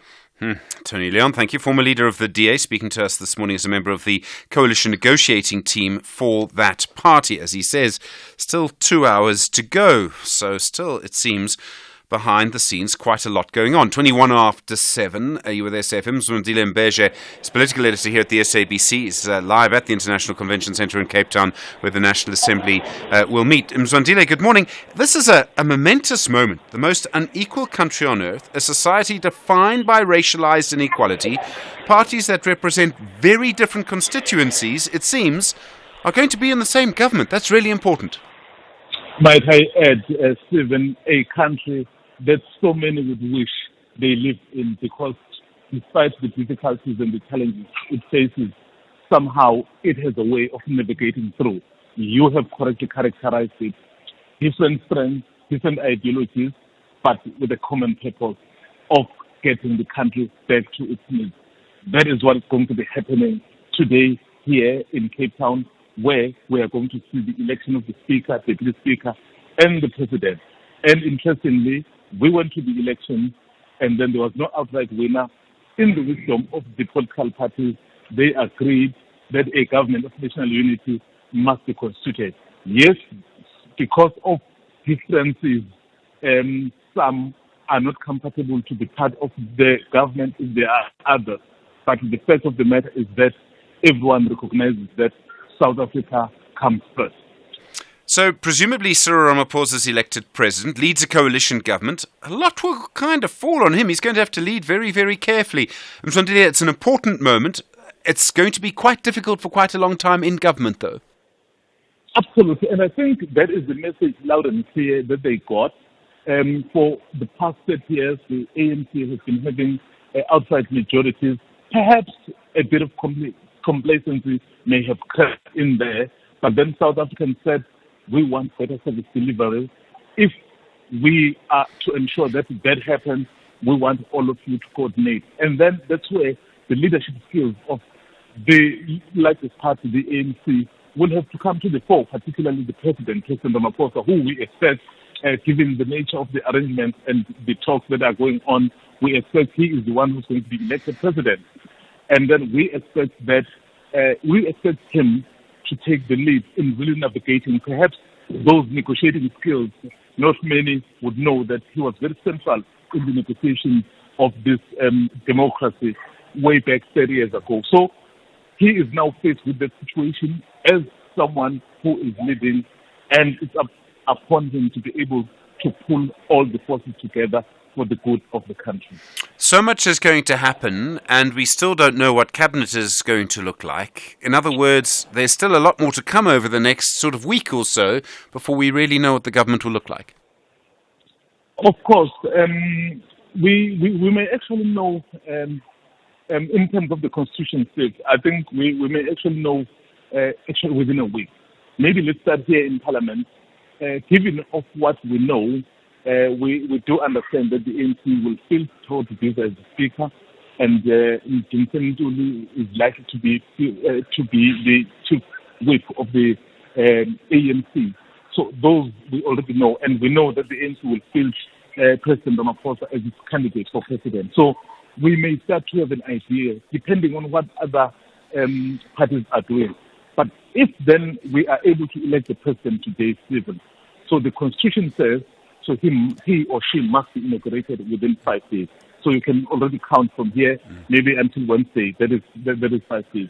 And then because upon the inauguration of the president, this current government or the executive dissolves, so then the president has to appoint the executive immediately. Otherwise, he or she becomes the only one who has executive authority to do anything. So my suspicion, my take is that within a week, we should be able to then know the nature and form of government. And I can tell you that government will be representative of the kind of discussions and negotiations that are ongoing right now.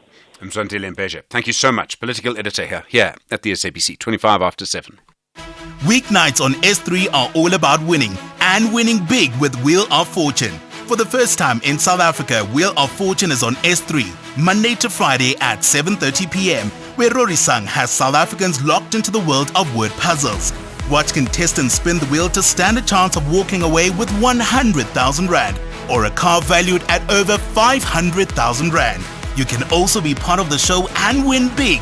To be part of the show, log on to wheeloffortunesa.tv and let the wheel decide your fate. Channel your inner wordsmith with Wheel of Fortune SA on S3. Open up. The Trilidor Ultimate Big Blue Sale is now on. Get amazing discounts on the best security South Africans trust. With over 50 franchises across the country, you can always find a security expert near you. So call 0861 Trilidor or visit trilidor.co.za today. Terms and conditions apply. Channel your inner traveler on Top Travel this Saturday night at 8:30 on S3 as we scuba dive the kelp forests off the Cape Peninsula and kayak with the local penguins. Book into the beachfront suites of any couple's dream, take flight from Signal Hill, land just in time for lunch at Chef's Warehouse, and enjoy the classic Cape Town experience. That's Top Travel this Saturday night at 8:30. Repeat Sunday at 1 p.m. on S3.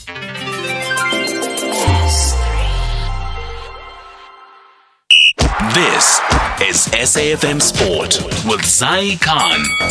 Zai, good morning. The Bulls are not interested in a coalition with Leinster tomorrow. Yes, the Bulls are ready. They're ready to rumble. They've been given the tag of underdogs, but they say they're fired up to take on Leinster at Loftus Versfeld. 4 p.m. is the kickoff with their captain. His Ruan Nokia says they're looking to block out the noise, focus on a strong defensive start, and I think it's going to be a cracker. We don't really look into underdogs or who's the favorite for a game. I think it's a playoff game, and for us it's just all about going out and giving it a full go. We on Loftus, and then I think we as a team are just really excited for the the challenge. More rugby, the Springbok head coach Rassie Erasmus has named Ibn Etzebeth, Bongi Mbonambi and Peter Steph du Toit as the front-runners to captain the team in their upcoming one-off test against Wales at Twickenham, with regular captain Siya Kolisi unavailable, and that's due to commitments with French club Racing 92. Tennis news, two-time champion Rafa Nadal will not be playing at Wimbledon this year in order to focus on the Olympics in Paris. The 38-year-old Spaniard said he will compete in a clay court event in Bastad, Sweden, as preparations for the Olympic tennis tournament, which begins on the 27th of July. Now in Wimbledon, Nadal won in 2008, and in 2010 it starts on the 1st of July. In the meantime, Wimbledon's total prize money will rise to around £50 million. The winners will gain a 14.9% increase on the previous year's total at this championship. Here's the Chief Executive, Sally Bolton, with more. We are pleased to be offering a record prize money for this year's championships. Now, when setting levels this year, we look to strike the balance between providing a good measure of security for the left-hand side of the draw, who do rely on Grand Slam prize money to fund their coaching, travel and expenses throughout the year, while rewarding the right-hand side of the draw as they progress further. And we also have news from golf, and it's ladies golf. Alison Lee shot a 65 to set the pace for the field at the Mayer Ladies PGA Classic taking place in Michigan.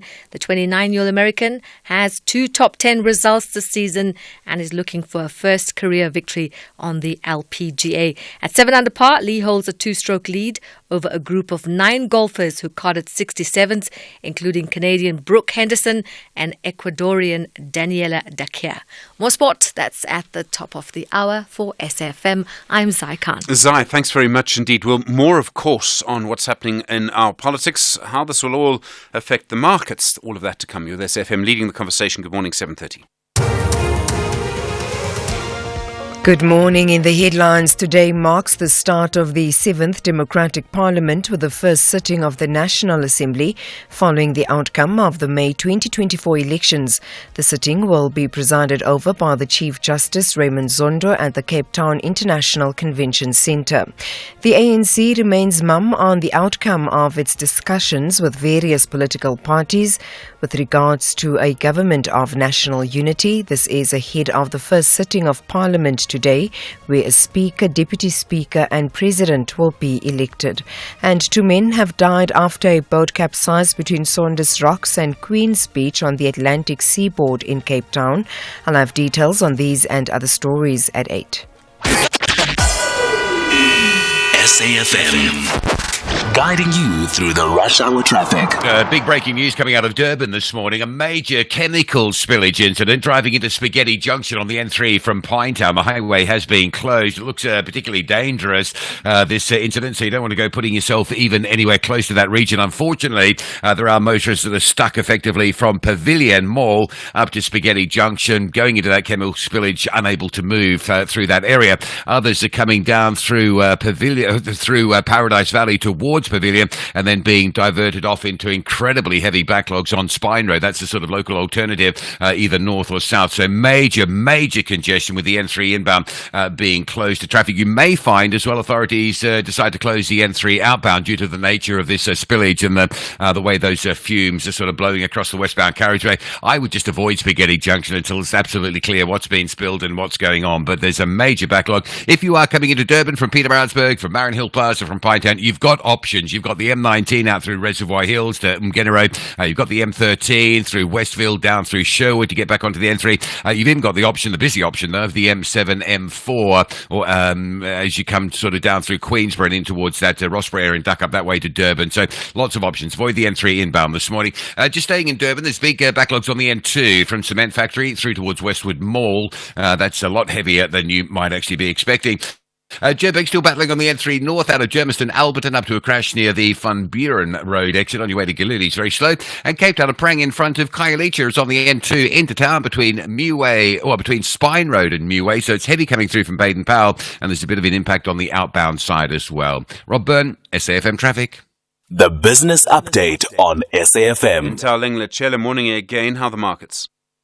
Starting in Asia, markets still trading mostly in the red. Traders are digesting the Bank of Japan's decision to keep rates and its bond buying program unchanged, a move that was widely expected. Now, with that, we saw the Japanese Nikkei move higher, up 0.34%, while China's Shanghai index traded lower, down 0.4%. In the US, futures are pretty flat, with investors chewing on hawkish Fed commentary and soft inflation prints. Back at home, the JSE reversing gains and back in the red. The all share ending the day 0.9% lower yesterday. Caution is the name of the game on the local front, with investors eyeing the first sitting of Parliament today. With that, we are seeing the rand remaining pretty steady at 18.44 against the greenback. And Mr. Price, they've posted upbeat profits. That's despite the e-commerce players in that industry. That's right. Mr. Price has somewhat shrugged off the impact of Chinese e-commerce giants in particular, delivering record operating profit. It's noted that the dominance of these players, in the industry, but CEO Mark Blair says that their customers prefer shopping in store. Blair highlighted the company's expansion strategy as a significant factor in its success, saying the aggressive physical expansion had boosted the retailer's presence across South Africa, catering to a customer base that prefers the in-store shopping experience. It has opened 238 new stores across the group in this financial year, taking the total to 2,900 stores. But one of its biggest challenges was load shedding, costing it over 200 million during its annual period. But Mr. Price says, despite all of that, it still performed well, delivering a 15.5% jump in revenue, while earnings grew 6.7%. And mining production improving slightly at the beginning of the second quarter. We are seeing some growth in the sector, although it is tepid. Stephen, production grew a tepid 0.7% in April, recovering from a decline of 4.8% in March. Now, the uptick was largely boosted by increases in platinum group metals and chromium ore output, as well as the suspension of load shedding during that month. Now, 8 of the 12 mineral categories in the index contracted over the year, preventing a significant lift in April's reading. Investec economist Laura Hodes welcomed the uptick, but noted that the sector faces a lot of challenges, saying that poor water supply and logistical challenges are still hurting the industry, weighing on any significant growth. Thank you very much indeed, Ntaleng Lechela. Have a good weekend. I imagine you'll be watching it along with everybody else this morning and this afternoon. We'll chat again on Monday. Ntaleng, of course, back next week. More business news through the day here on SFM.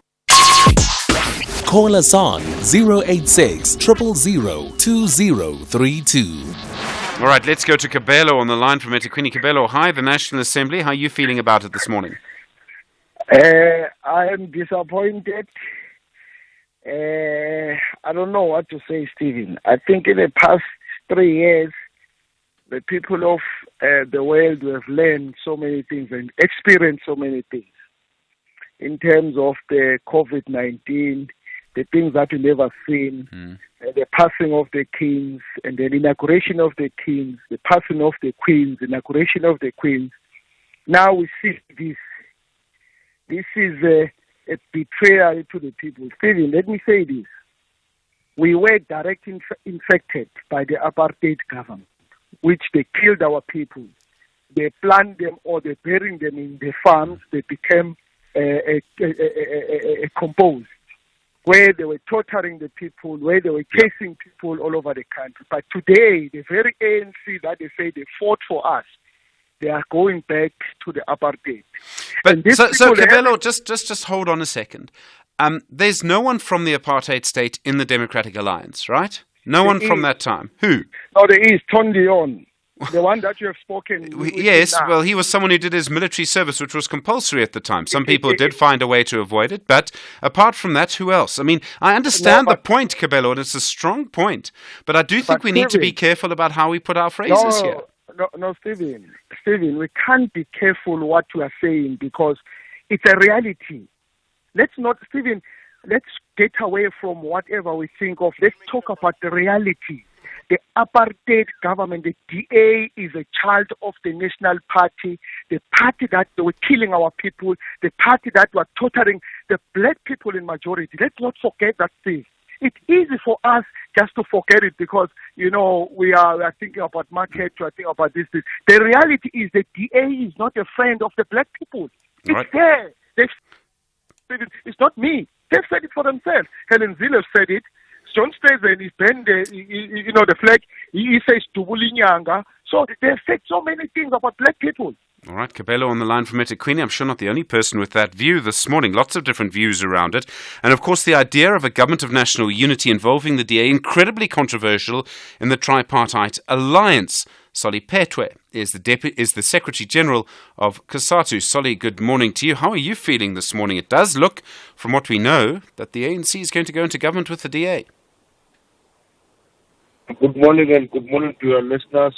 Yes, our feeling is we're not happy with that approach, but we were briefed on Wednesday about this process of the government of national unity. We have put our position, put our dissatisfaction in relation to anything that's got to do with DA. But there's agreement in terms of inclusive of the alliance in terms of the negotiating team on behalf of the alliance, and we will take it from there. Because unfortunately, this is the process that is going to be unfold starting from today in terms of electing the speaker, the deputy speaker, later on the president of the country. We're not sure who's going to be coming in that position of the deputy president, but also the speaker. We're not sure, but as workers, our position still remains that we're not happy in terms of inclusive of the Democratic Alliance Party. All what we know is that the best thing that the Democratic Alliance has done to workers, and we'll continue to engage on that matter. Are you going to try and stop the ANC from doing this in any way? Are you going to have protests or anything like that? Well, it's not me to decide on that. As I said last time, the Central Executive Committee, the constitutional meeting is taking place next week, Tuesday. They will have to decide if at the end of the day issues that workers have raised are not being respected or they are not included into what is may called a declaration of the parties there and all those issues. So the position is lies with the constitutional structures of COSATU. Were there better options, Solly? I mean, who else could the ANC have worked with? And I mean, it really, if you look at the numbers, would have to be the EFF or Umkhonto weSizwe. Well, the better option from COSATU from the beginning as we were engaging was the issue of the minority government. Unfortunately, we're not sure, no proper explanation given to us why not the minority government. But in terms of which political party, it's also subject to the engagement with our constitutional structures, but also from where we see the issue about us as workers and the communists, because workers are also communists, is that we would be happy to work with the leftists, people who understand the role and responsibility of the National Democratic Revolution about service delivery to the people of South Africa, but also protecting the rights of the workers. Somebody who will, an organization that will put first the people of South Africa, the delivery, respecting the constitution of the Republic of South Africa, the rule of law. But there are other political parties that are led by African people like MK. We don't think that they are the leftists, because what we can hear them doing in public is that to cause violence. So for us as COSATU, as I said, is the issue that the constitutional structure of COSATU on Tuesday will have to give us a guidance in terms of negotiations, in terms of guidance, and they say what exactly we have to do. But in terms of the action, what action will be taken if the issues that workers are raising are disrespected, it's the position of the constituent structures. Sorry, Petrep, thank you. General Secretary of the Congress of South African Trade Unions. It's 17 minutes now to 8. Listening to that, the political analyst, Professor Susan Boyson. Professor Boyson, good morning. I mean, Kasati's frustration with this, the SACP's frustration with this, is probably just the tip of the iceberg. There must be many people in the ANC who won't be happy at a coalition with the DA and the Freedom Front Plus, don't forget. Yes, indeed, Stephen. This is a rather unusual transition to coalition government in South Africa, where we see, as so many other callers are expressing, as so many other parties, smaller parties and bigger parties in parliament are expressing, etc.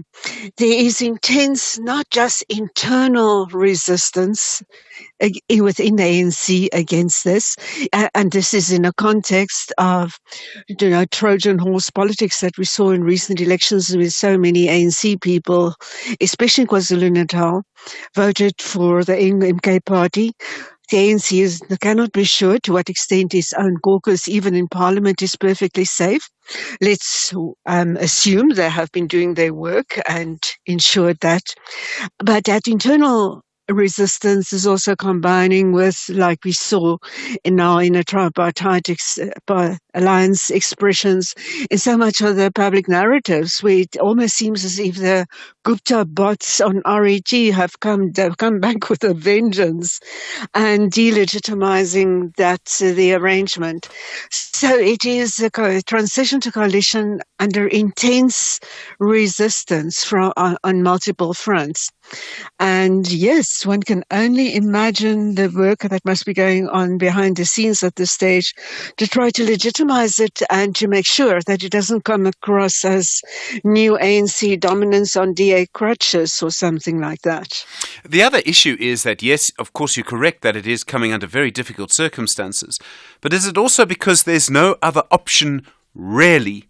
And yes, maybe the ANC could have worked with MK, but the level of betrayal that I think people in the ANC must feel regarding former President Jacob Zuma, who was, an observer in the NEC, while also, he says, forming MK on the one side. The very quite difficult relationship with Julius Malema, and how things might have been different if the EFF had gone forward 2 percentage points in this election to say 13 or 15%, rather than back from 11% towards 9%. In a way, I mean, the ANC was kind of out of options, perhaps. Yes, there certainly isn't another option to move the country forward, to recognize the context, economic, international, financial, in which the South African state operates. There just was no other option in these circumstances.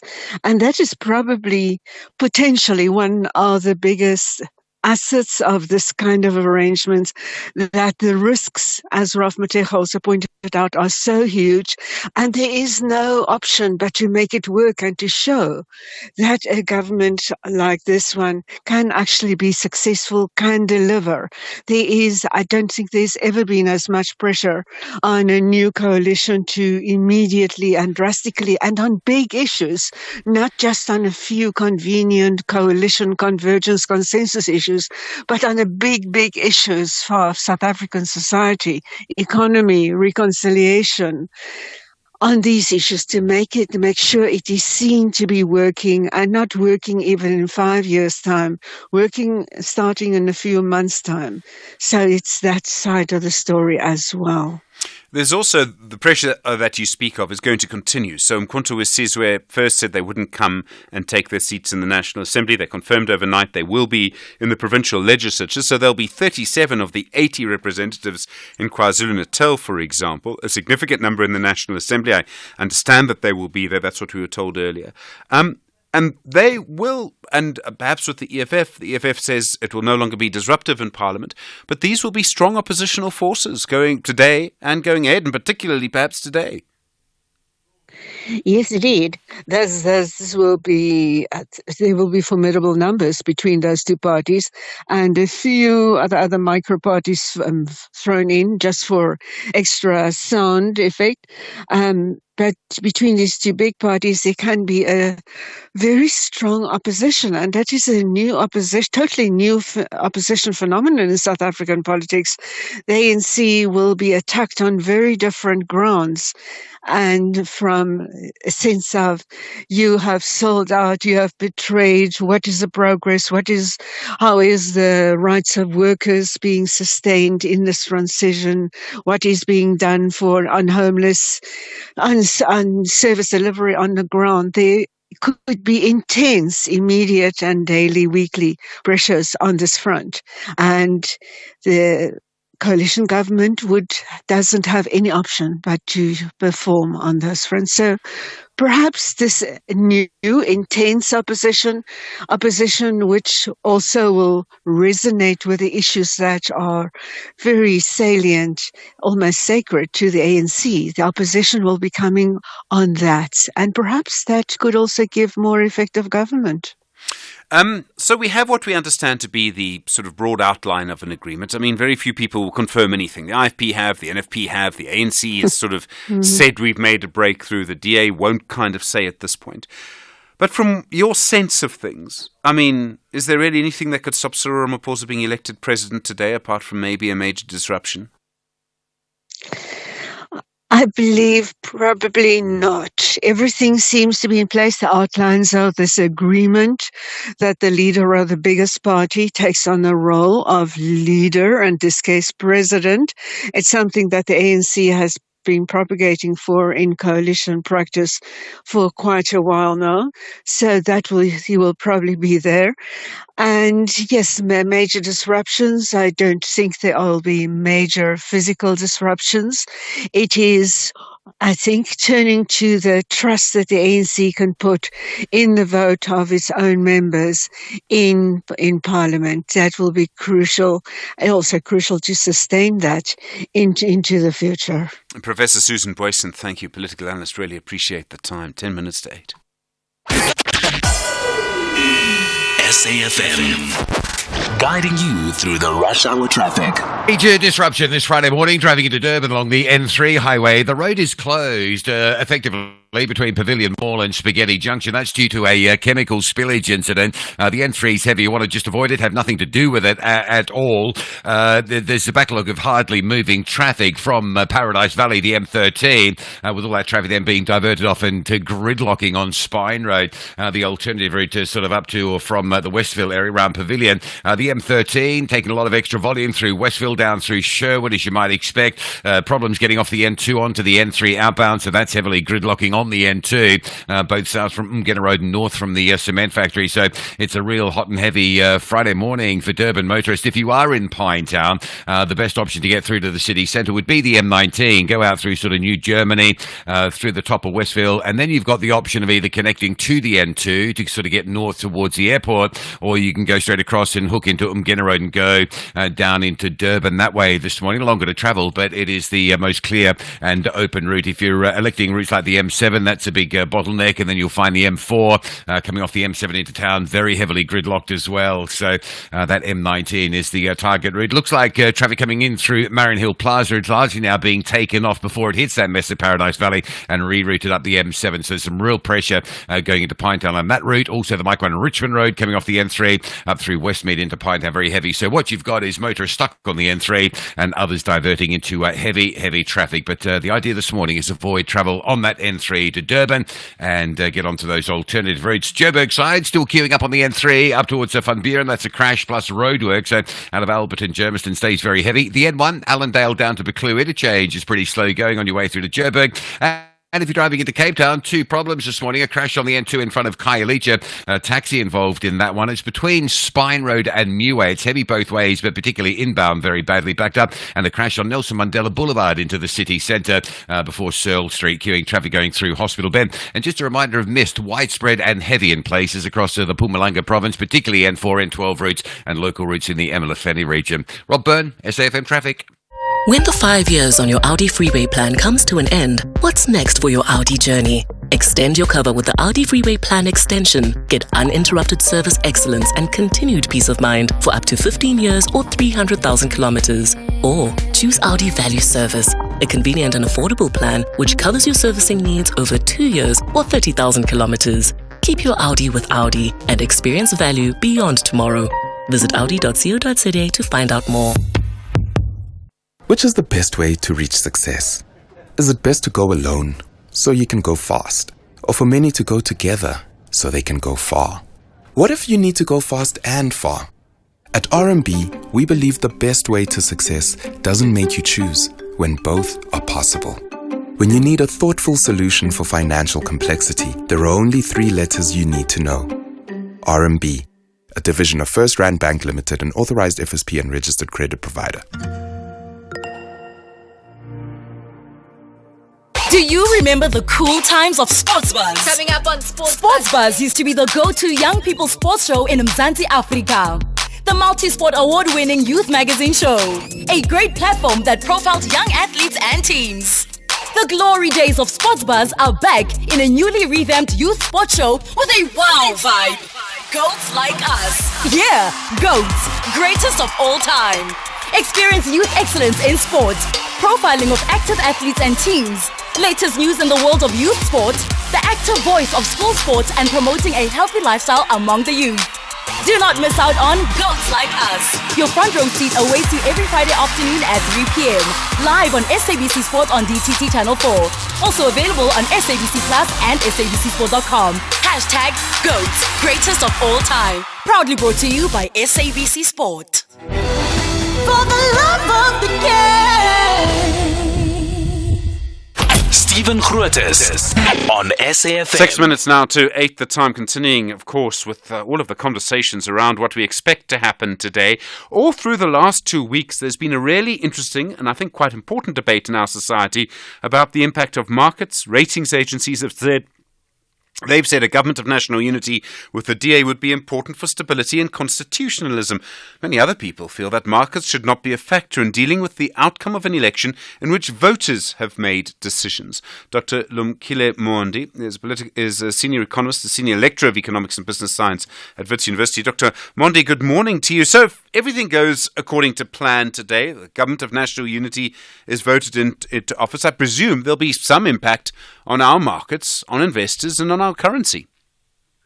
More important, Stephen, is that, the market is priced already. I think we already knew that the DA-ANC alliance was on the cards because that was the most welcomed outcome by markets, in the sense that there is so much common between the ANC as well as the DA, particularly in terms of constitutionalism, the rule of law, as well as addressing the huge problems that we all know in South Africa of poverty and inequality. So really, unfortunately, the whole debate has also been racialized, particularly soiling the DA because of people that have got some other agendas. But more importantly, there is a commitment, I think, by those two parties to make South Africa work, and the markets will love that, and they've already priced it in. So I don't see much movement taking place this morning. The markets have immense power, and I mean, it's easy to forget what's happened in other countries. I mean, in Britain, they kind of removed a prime minister, Liz Truss, partly because they thought she was too right-wing, not too left-wing, too right-wing. She wanted to cut tax on the rich. Some people here have said we should ignore the markets. I mean, how do you feel about this debate we've been seeing? Well, those talk from ideological and privileged position. Remember, Stephen, that, we have falling and failing infrastructure that we talked about in the program. It requires huge investment into the economy. Not only do we need money, we need capable people. We know that in many areas of our government, particularly provincial and local government, we don't have capabilities at all. We've got bums on the seat, but they're not able to deliver the constitutional mandate. So therefore, the argument that the markets don't matter, that a stable political environment will attract investment, does not hold, but it holds when you've got ideology, you're against markets. Secondly, we're in a position that in a country whereby poverty is deepening, inequality is deepening, unemployment is deepening, you can stand on the grandstand and shout your ideology, when in fact people are starving on the ground.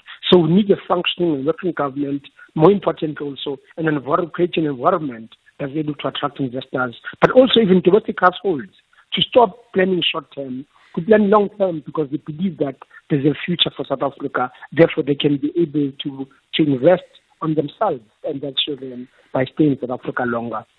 There are other things. So there's certain things that any government that coming in that wants to attract more investment would have to do. And we used to say the first and most important thing was end load shedding. Well, we haven't had load shedding for a little while. We might still have it during winter, but maybe for the moment, and maybe during the maintenance sort of season of summer, but for the moment that threat seems to have gone away.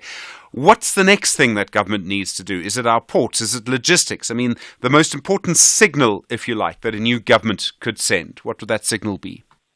The mining law has to be really, we need to move very, very fast on the contract. Remember, we sit with trillions of rands worth of critical minerals in South Africa, some of which have really explored. Therefore, so that mining law linked to logistics, because most of our riches are in the Northern Cape as well as Northwest. Therefore, they need access to the ports. So those two are the most urgent. If we can turn around those and bring capability, as we've done at ESCOM, because the ESCOM story really is about allowing technocrats to do what they can do best. To have an excellent chairman, have a good CEO, and a team at generational level that understands that this is a national asset and it's critical to economic growth, and therefore make it work despite the other challenges that South Africa faces. So if we do the same on these two, the energy, the minerals, as well as the transport and logistics, I think we're on a winning side, and we should be able to turn this economy around and create opportunities for many South Africans because of the link between mining and manufacturing, and which we know that manufacturing creates a lot of jobs because of its value addition, and it's linked to services as well. So if you do that, you get a good minister, we get the Vulindlela reforms going, I think we're a winner, and we should be able to bring stability and success to South Africans. Dr. Lumkile Mondi, thank you very much indeed. Political economist, senior lecturer in economics and business science at Wits University. All right, many voices still to come. Don't forget your story of the week from 8:30. Basically, how are you feeling at the moment? You know the number 086 000 2032. You with SFM leading the conversation. 2 hours to go until the National Assembly meets at 8 o'clock.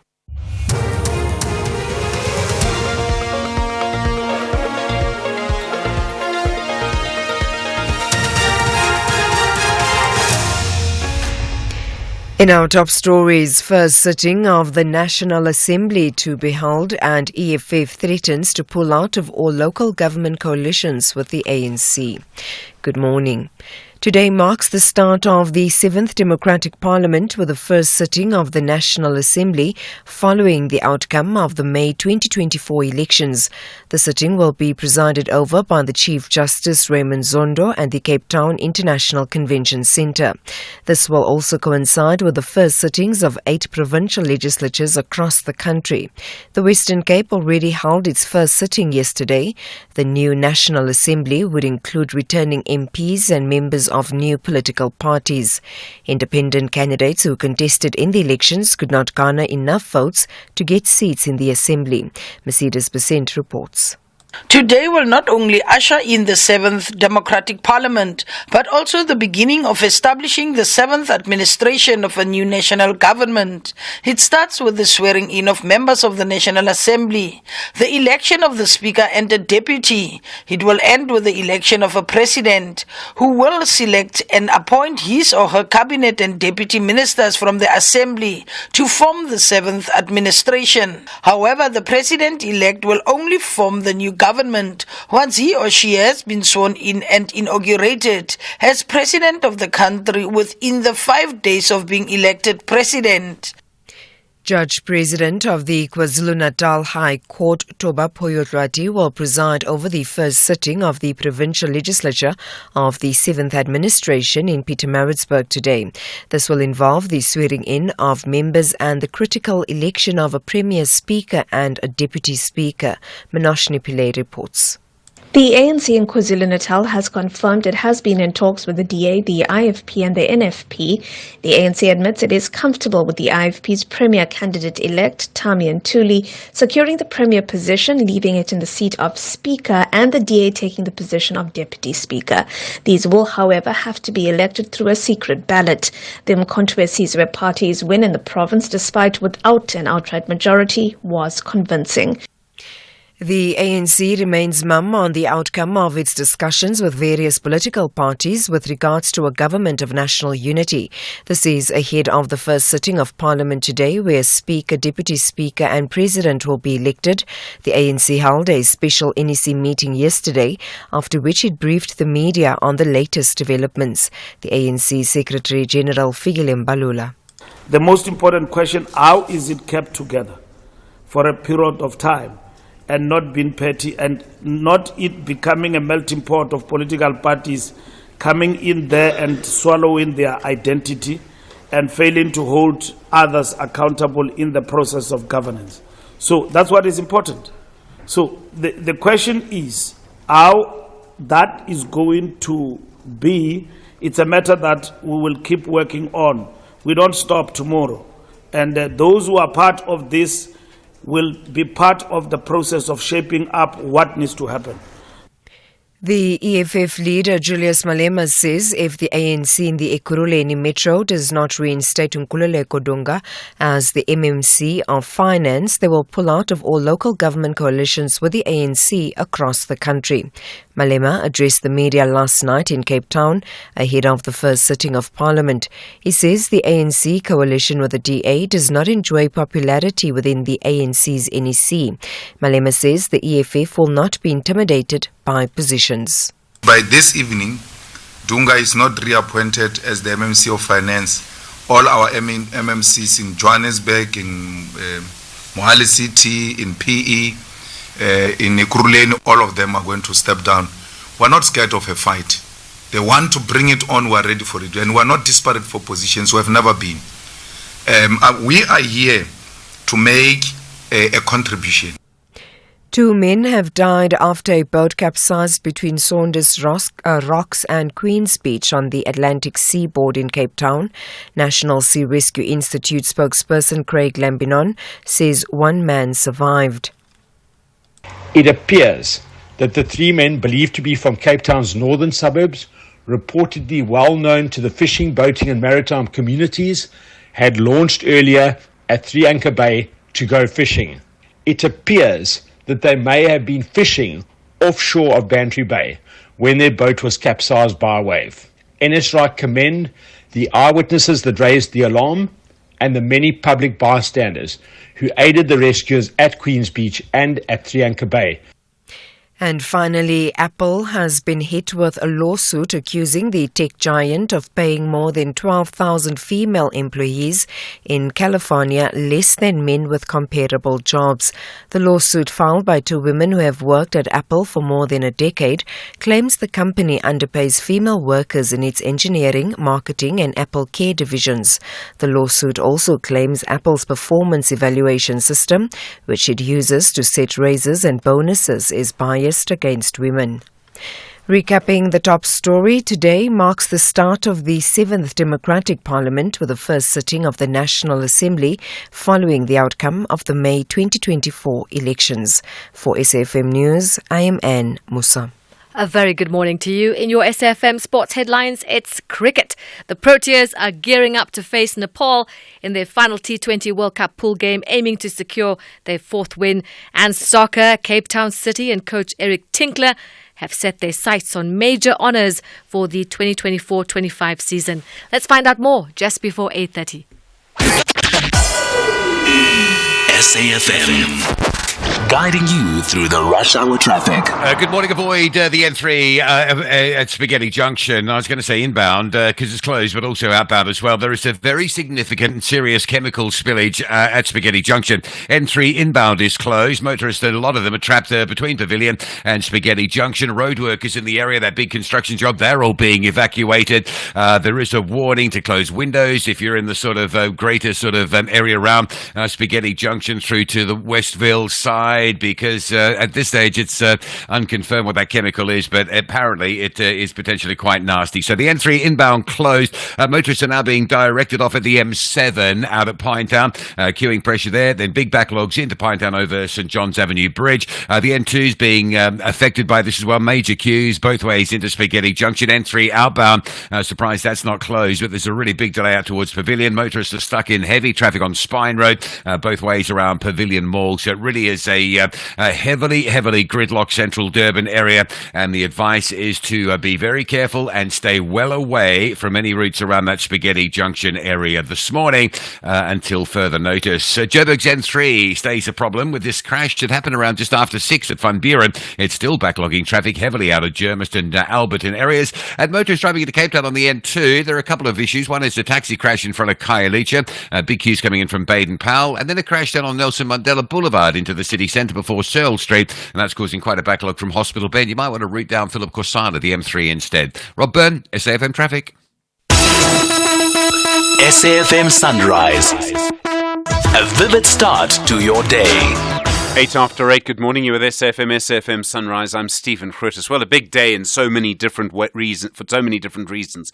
The National Assembly meeting 10 o'clock, and then provincial legislatures, 8 of them around the country. The Western Cape yesterday had their swearing in, and then the election of Alan Winde for a second term for the DA as Premier.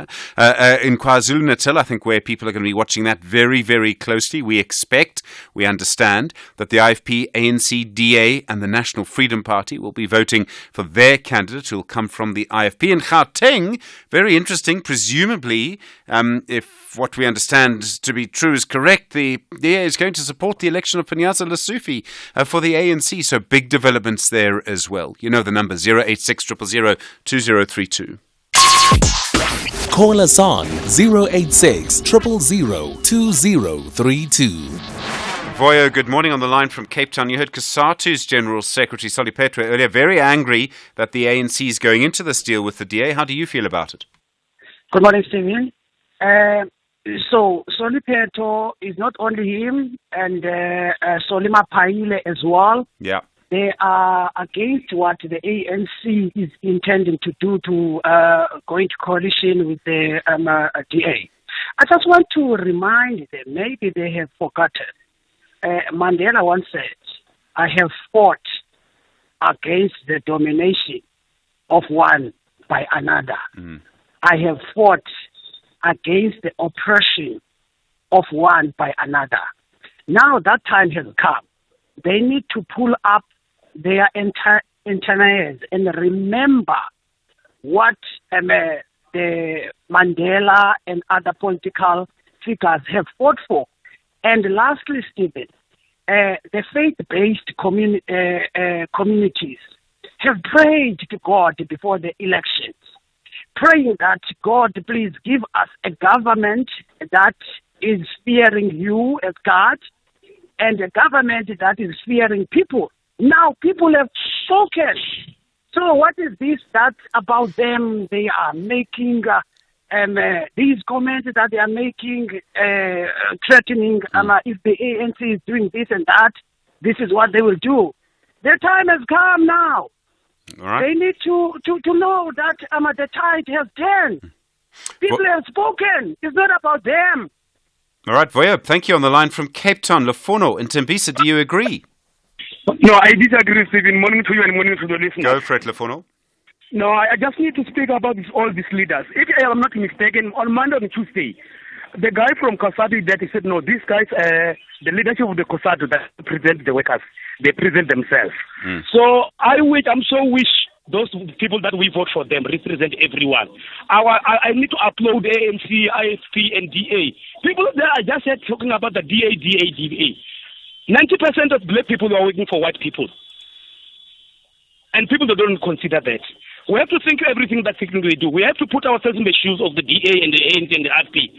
I need to upload for everyone. Let's work together and bring South Africa forward. Thank you, Stephen. All right, Lefono on the line from Tembisa. Strong views, of course, on this. And you would expect, if you look at the moment where we are right now, you would have strong views on this. Professor Taniko Maluleke is a political analyst. Professor Maluleke, good morning. I mean, in a way, this is such a key moment that you would expect our entire nation, and I think we're hearing that this morning, frankly, to be kind of almost on fire over this. Some people really for the idea of a government of national unity involving the ANC and the DA and others, and some people really against it. It is just a function of our society at the moment. People are angry, frustrated, they want hope, and we see the divisions in our society this morning over the idea of a government of national unity. Yes, Stephen, it is a moment that we knew would come one day, but until it comes, it is unreal, surreal, if you want. And I think we are at that moment where there is no political party with a majority. We have to create a government in a manner that we have never done in the past 30 years. Today we will constitute parliament in a different manner. I mean, I don't know exactly what President Ramaphosa meant by a new dawn, but this is the real one. This is a real new dawn, and I can understand why South Africans are anxious about this moment. But I think if we can go through today, we should be able to go through the next hurdle. There are no guarantees anymore of stability. I'm talking about government stability.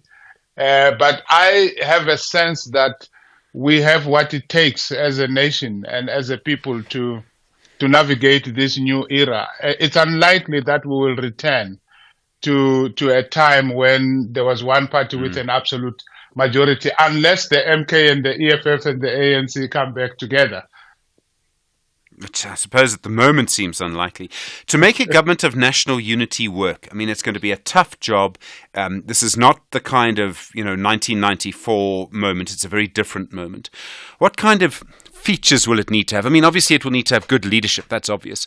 It will also need to have other things. Could it maybe now, does someone need to bake in a dispute resolution mechanism, things like that? It would need certain mechanisms to manage itself over the next 5 years.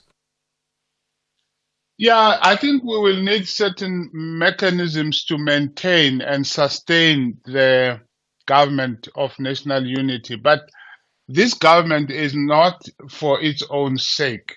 So the more important mechanisms we need are those that will enable this government to deliver to the people. The things that have caused so much frustration among South African citizens: water, energy, jobs, you name it, inequality. So if this government of national unity is unable to do better in those key areas, it will not be different, if you like, from the governments we have had before. Those for me are the kinds of mechanisms that need to be put in place to enable it to deliver in a manner that we have not seen before, or at least better than we have seen before. So it needs to be a government where everyone redefines their role, just like the electorate has already done. The person with the most votes does not have enough votes to rule alone, and the person with less votes has to work with someone else to rule. So they will have to find a way of accepting this new dawn, this new reality, and get on with the job. And the job is much more important than egos. The job is much more important than petty party political agendas. There are many things that are going to happen in the next little while, and as you say, it's a major change, and we don't really have precedent. And I keep coming back to this point. If you look at the structure of our society, it is the most unequal on earth, which for me makes it harder for political parties to work together. We're not Germany. We're not Sweden. We have massive racialized inequality. And could that just structurally make it harder for us than other countries to have a coalition? It could make it harder for us, but it could also be, I mean, what more incentive do you need as a government to roll up your sleeves and say we have to do better?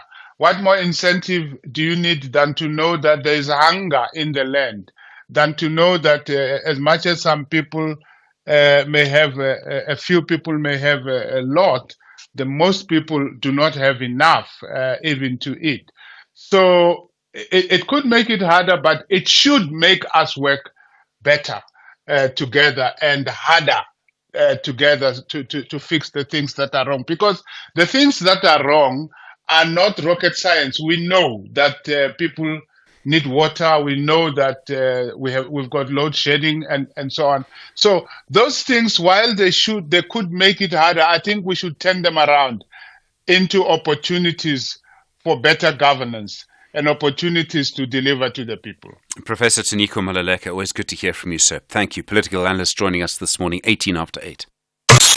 At SFM Radio and at Stephen Grootes on Twitter. So many different calls coming through this morning. Let's go to Clement on the line from eThekwini, Durban. Clement, hi. You want to talk about Umkhonto weSizwe party members? Yes, how are you? I'm well, Clement. Big day. Go for it. Okay. No, I wanted to know when Samgelo Masego, when he says they come with a different list. Yeah. For Parliament, my intelligence tells me that the list is coming from IEC. Which list that Samgelo Masego is talking about? Because the list is coming from IEC, submitted to the Secretary General of the Legislature of the Parliament. Yeah. Clement, So, I'm not sure of the details, but I understand somewhere a change was made, and several parties. I mean, the DA's done it, the EFF has done it, MK's done it. They've made some changes between the election and when Parliament actually sits. There are some changes. But they need to be approved by the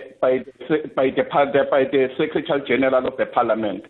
That is a propaganda, Stephen, that we are always busy talking about. When the Samgelo Masego is a senior journalist, take the hearsay on the social media and put it on the public national radio, it's so disappointing. Well, Clement, he's my colleague, so I think I am going to support him. I don't think he would just get it from social media. There have been other reports about what happened in Umsunduzi Pietermaritzburg yesterday. Why do you say it's only on social media? Are you a member of MK? Do you know? Were you there?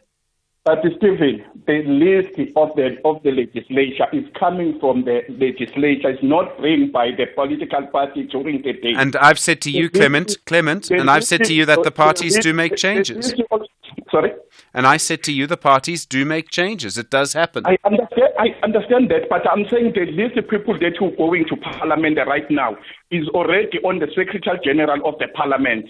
The party, they will make those changes once they consulted with the Secretary General and also with the member that has been replaced. They need to get a confirmation to him that he has got the knowledge of his being replaced. Okay. That's how it is going. I cannot just come as a member of EFF. I'm coming with a list today and say this is the list of people. Okay. That is my argument, Stephen. I understand your point. All right, Clement, thank you. I think we've heard you. Thank you. Kaya, is it eThekwini? Kaya, hi. A Government of National Unity. Good morning. Good morning, Steve. I call it the government of national betrayal. National betrayal. Okay, strong word. Why? Yeah. It's a betrayal of high order. And at least now we know who stands with who stands with the privileged, who stands with the rich, who stands with the oppressor, who stands with the landless, And people are going to punish the whole mob, so-called government of national betrayal. Come 2026 local government, all those people who are sleeping in one blanket now with DA shall be punished by the people. People did not struggle that we remain landless. Who are people struggling for land reform, economic reform, real freedom that we can touch, freedom that makes our lives better. And we all know DA stands for no affirmative action, no land reforms, no universal health insurance. DA stands to protect the white privilege. Everybody knows that. We are sold out here. COSATU is angry. Communist Party is angry. Everyone is angry. People are going to punish ANC come 2026, Steve. Were there other options, Kaya? I mean, the EFF, MK, both led by people who left the ANC or were expelled, whatever phrase you want to use, but both led by people who I think that the ANC, has a difficult relationship with. And isn't that the root of the problem in a way? Yes, EFF was an option. Yes, EFF was an option, and PA, they could make a simple majority and lead the country. I know MK has been in the dark for some reasons. I think MK remained in the dark to expose sellouts. And now we know who are the sellouts. Let MK come up now, because now we know who stands with us and who stands against us. Kaya and eThekwini, thank you. Strong view. Was expecting a view like that. I'm sure not the only one. 086 000 2032, 23 after 8. Stephen Grootes on SAFM. So, one of the big things that's happening today is that this is the result of an election. But, and it is one of the sad facts of a democracy, that in an election, you kind of only really get to speak when you vote. You only get to vote every 5 years. We have national and provincial and then local elections, but every 5 years for national government. So what happens in the meantime? How can citizens communicate with political parties in the meantime? It's a really interesting question. Sometimes it's protests, it's strikes, at things like that. Are there other mechanisms that we could use? Dr. Sheetal Bula is a lecturer and researcher at the University of Zululand, been looking at this question. Dr. Bula, good morning. I think people are frustrated in a democracy sometimes, that you basically vote and then there's nothing else you can do. Do we need something else, a better mechanism, something more continuous perhaps, to speak to our politicians? Absolutely. And I think if we go back historically, and if unfortunately this has been the trajectory of what has happened in South Africa, people, I think, during the apartheid era and prior to democracy, were dependent and communicated and actually communicated their needs, their wrongs, their grievances through civic organizations as a communication platform. And the collectiveness actually were able to give people clarity in terms of what their needs were, what needed to be changed, and what facilities, for example, were required. Similarly, there needs to be some sort of community strategy framework that, of course, the new government coming forward needs to be very ardent and just committed to actually upkeeping. Because what has happened in the last recent years, protests have become a normalized means of communication in this country. And it's a problem. People do it because they feel that government doesn't listen outside of elections. I mean, and that's really the problem. Now, it may be that our politics becomes more competitive and therefore more accountable. It may not be the case. Are there other things that we could use for people to, to send messages to politicians? In some countries, people poll all the time, and polling tells you if you're doing the right thing or the wrong thing. I don't know if that would work here. But are there other mechanisms we could look at? We've got to open up other forms of easy communication channels. And we've got access to digital devices and different platforms. But the key is that from the top down, because we are a representative democracy, they need to respond urgently. They need to respond appropriately. Don't let things fall to the wayside. And I think that will be the stepping stone into developing, of course, once again, political and public trust in the government as well. That is the biggest downfall at the moment. There hasn't been any sort of official communication channel where people could say, look, this is the story, but I need to be heard and I need to know from a simple way of communicating that my words and my concerns are being heard.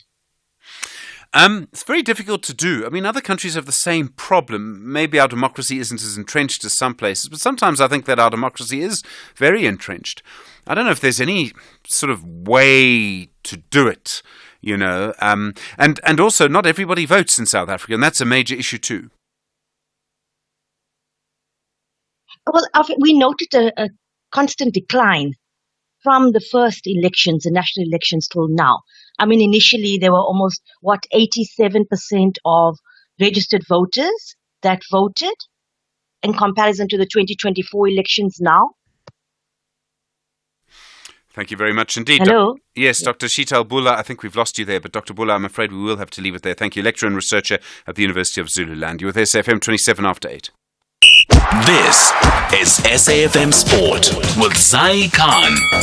Zai, good morning. Proteas tomorrow morning. Early start, but the Proteas ready to take on Nepal with full gusto. That's their T20 World Cup pool game. It's their final one. Despite challenges on the New York pitch, conditions are expected to be better in the West Indies. Coach Rob Walter mentioned that they've been gathering intel on the new conditions, sometimes even from their bus driver. Walter believes the team will adapt well and return to their aggressive playing style with significant games ahead in the Super 8s. The Proteas are poised to leverage their experience under pressure as they aim for the semi-finals. Soccer news. Cape Town City's ambitions for the upcoming season are crystal clear. Head coach Eric Tinkler's strategic move to sign experienced players is their desire to aggressively compete for honours in the 24-25 season. After finishing 5th on the log, Eric Tinkler has declared that the time for experimenting with young players is over. I think this season that has just ended, we took a little bit too much risk with the amount of youngsters that we were bleeding into the team. And we've over the past 3 seasons we've lost some experienced players. We've moved on to other clubs, other opportunities, but we really haven't gone into the market looking to bring someone of, like you said, experience and maturity. And obviously this is a discussion that we had quite a while back, looking to ensure that this coming season we have a lot more depth within our squad. That's Cape Town City's coach Eric Tinkler on Sunrise. Elsewhere, Germany will begin their quest for a first major title in a decade as the Euro 2024 hosts play their Group A opener against Scotland tonight to kick off the tournament. Germany have won 4 World Cups and 3 European Championships, but their stellar tournament reputation has been somewhat tarnished with a series of failures since their 2014 World Cup victory in Brazil. They went out of the next 2 World Cups in the group stage, their worst showing in over 80 years. In the meantime, Borussia Dortmund have parted ways with manager Edin Terzic after he asked the club to terminate his contract with immediate effect. Dortmund reached the Champions League final in the 23-24 season under Terzic, but they were beaten by Real Madrid at Wembley. The German club say they agreed to Terzic's request following a joint discussion. And finally, cricket. Afghanistan are through to the T20 World Cup Super 8s. They beat Papua New Guinea by 7 wickets in Trinidad. And England beat Oman, which put them back in contention for progression at the T20 World Cup. That's a wrap of your sport on Sunrise. We'll bring you more sport on SAFM around 12:30. I'm Zai Khan. Zai, thanks very much indeed. All right, your story of the week, and I think I kind of know, I'm laughing because I kind of know what it is. How are you feeling about things? Let me call it that rather. 086 000 2032, an hour and a half until the first sitting of the National Assembly, 8:30. Good morning. In the headlines, today marks the start of the 7th Democratic Parliament with the first sitting of the National Assembly following the outcome of the May 2024 elections. ANC Secretary-General Fikile Mbalula says the party is optimistic the party's choice of president will be elected today, given the work it has done engaging with various political parties. And 2 men have died after a boat capsized between Saunders Rocks and Queen's Beach on the Atlantic seaboard in Cape Town. I'll have details on these and other stories at 9. SAFM, guiding you through the rush hour traffic. Update on the breaking news this morning. The major chemical spill on Durban's N3 at Spaghetti Junction. As we thought, it is now a full closure of Spaghetti Junction. So the N3 fully closed both directions. Your ramps coming off the N2 onto the N3 outbound are also closed. And the traffic backlog, as you can imagine, closing a route like the N3 this time of morning is really substantial. If you're driving into Durban through Marion Hill Plaza, you're sitting traffic on the N3 down towards the M7, where you'll be taken off and routed up into the Pinetown area. Other motorists, unfortunately, trapped, stuck between Pavilion Mall and Spaghetti Junction. Others stuck in a big queue waiting to get off at the Pavilion exit coming in from Paradise Valley. So basically the idea is the further you are away from this incident, A, the safer it is from a health perspective, and B, the easier it's going to be to negotiate more open roads. Anything that sort of acts as a local alternative is heavily backed up. That includes the M13, as you can just imagine, all that highway traffic diverting through the bridge works on the N2 between Westville and Sherwood. So major delays. One of the options would be the M19 Mgeni Road to the north, the Reservoir Hills area, or the M7 down towards the M4, which is busy, but easing off what it was earlier. And given the nature of this spillage and the nature, perhaps, of the substance, likely there's going to be an impact that is going to run for some time today. Just away from that, Joburg's N3 still queuing heavily up to Van Buren, a crash, plus that left lane closure for roadworks has been there forever. Traffic coming out of Germiston and Alberton stays heavy. Cape Town, a collision involving a taxi on the N2 inbound at Khayelitsha. That traffic seems to be moving, and apart from that, it's a pretty easy run. It's an easy Friday run into central Cape Town. Rob Byrne, SAFM Traffic. Conversations that you connect with and react to. SAFM. 27 minutes now to 9 the time. Good morning. How are you feeling ahead of the National Assembly, the provincial legislatures, 8 of them sitting today? You know the number, 086 000 2032. Temba in Norwood, coalitions. How you feel, Temba? I'm well, Temba. Go for it. Stephen, I want to tell you something. Look on about the DA, ANC, and IFP. Yeah, clearly, if you can, please, Temba. We can hardly hear you. Go on. Okay, I was saying, if you look at DA, ANC, IFP, Yeah. On the side of the ANC, there are some parts of people who are not happy with the situation right now. Yeah. And then, because when we're going to vote today, it's a bit secret vote, ne? Yes. Yes. So as much as I see the environment, people are hating, everything look like they are hating, but we must wait for those votes to happen. Yes. Because it's secret. We might be surprised. We might be surprised somewhere. I'm telling you, because even the people in the ANC crowd, they don't want to do this.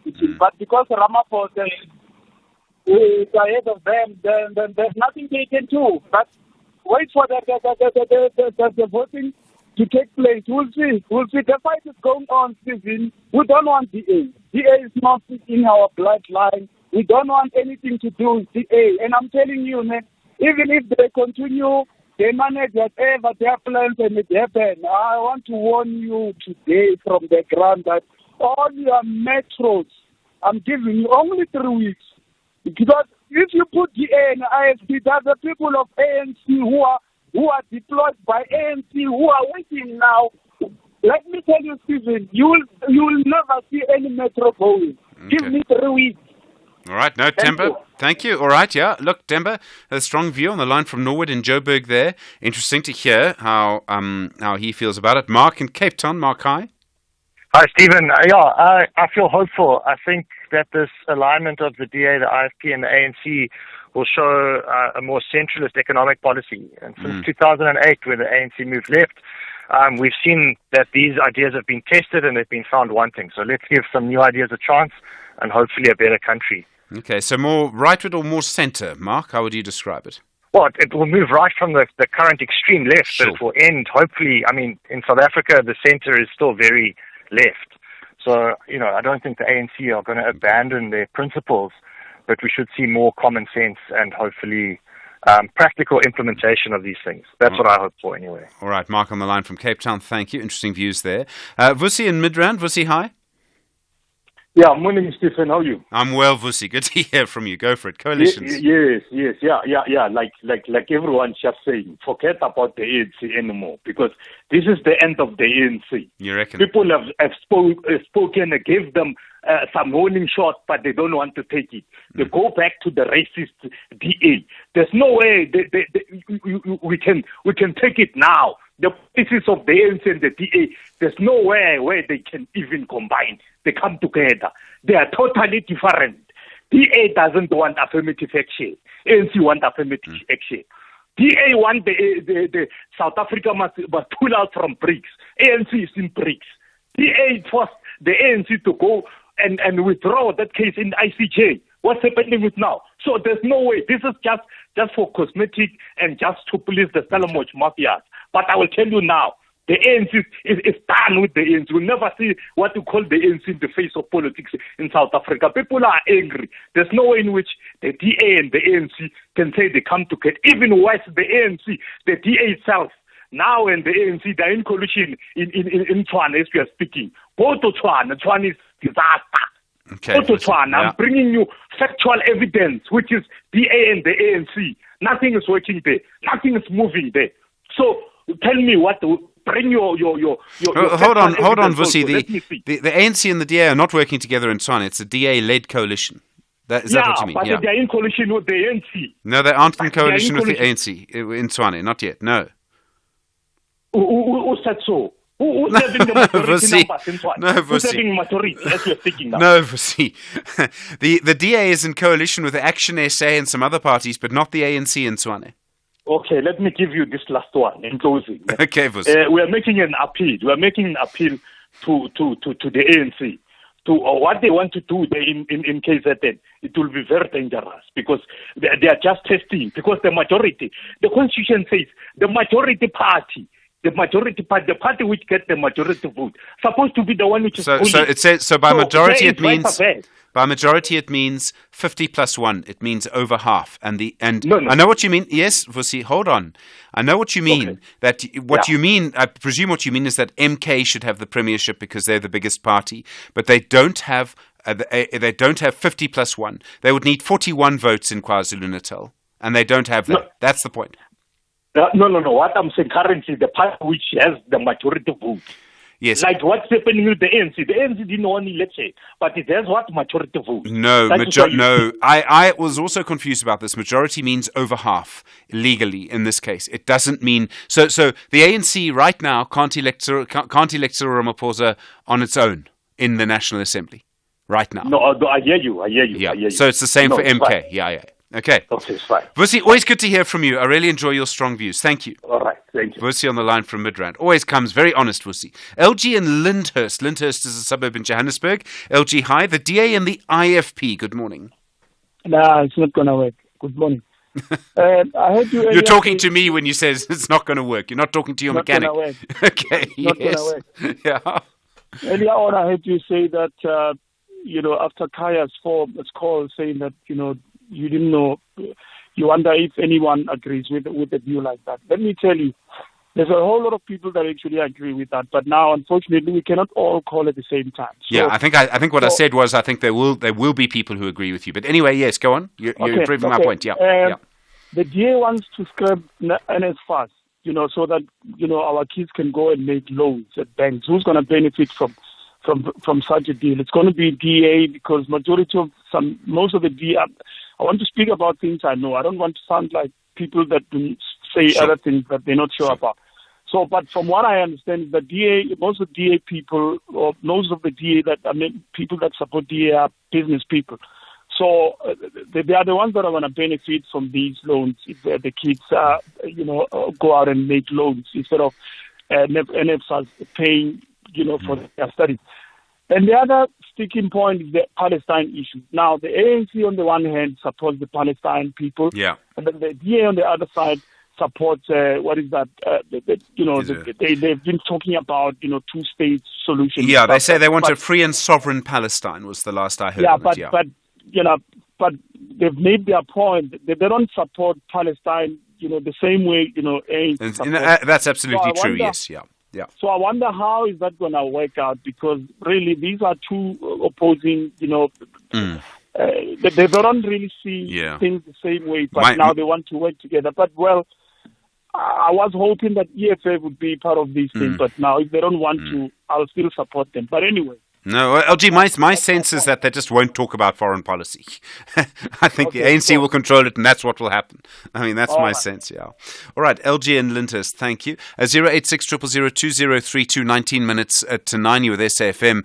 Normally your story of the week, but really all about coalitions, just sort of an hour and 19 minutes before the first meeting of the National Assembly. To Kamani we go in the Eastern Cape. Jerome, good morning. Hi, good morning, Stephen, and good morning to the listeners. I think this morning we must make it very clear that this is a government of national undermining. National undermining, okay. Yes. I think I have to use that word, and because I feel that the ANC has undermined my vote. Oh right, okay. Yes, and the reason why I'm saying that is that on the ballot paper there were so many different political parties. Yeah. For which I could have voted. I could have voted for the DA if I wanted to work with the DA. You know what I'm saying? And in this instance, the ANC are betraying the vote, my vote. Because I never signed up for the ANC to work with the DA. Do you think the DA voters feel the same?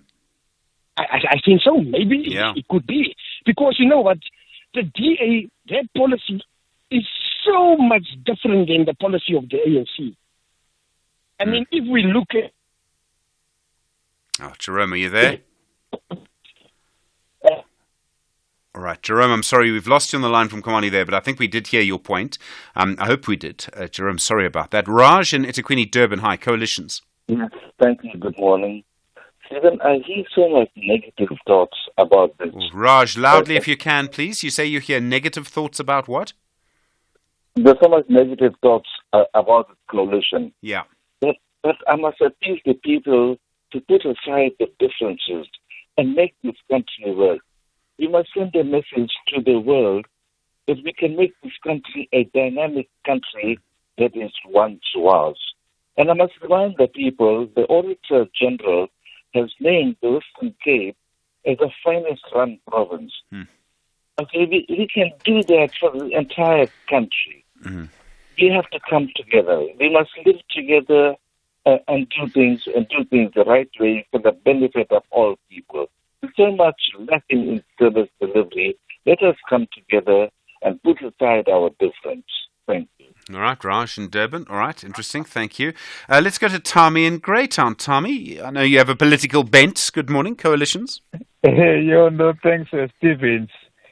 No, I won't venture into this very hot debate, but probably I will go back to the origins. The question that is before the people of South Africa is, should we blame the coalition arrangement that we see today, or should we blame those who led the breakaway parties from the ANC? Sure, Tommy, what an interesting question, actually. Jeez. Yes, because you see, there is a difference between the predictor and the outcome, the cause and the effect. We are discussing the effect. ANC got 40%, MK got around 14%, EFF got around 10%. That is around 64 to 66%, according if you go back to 94. But a failure to manage our own differences. People supported people who let break away. Now we do have power to make choices. Yeah. But unfortunately, in life, once you make choices, you don't have power to control the consequences. The natural laws take over. I won't venture into discussing effect.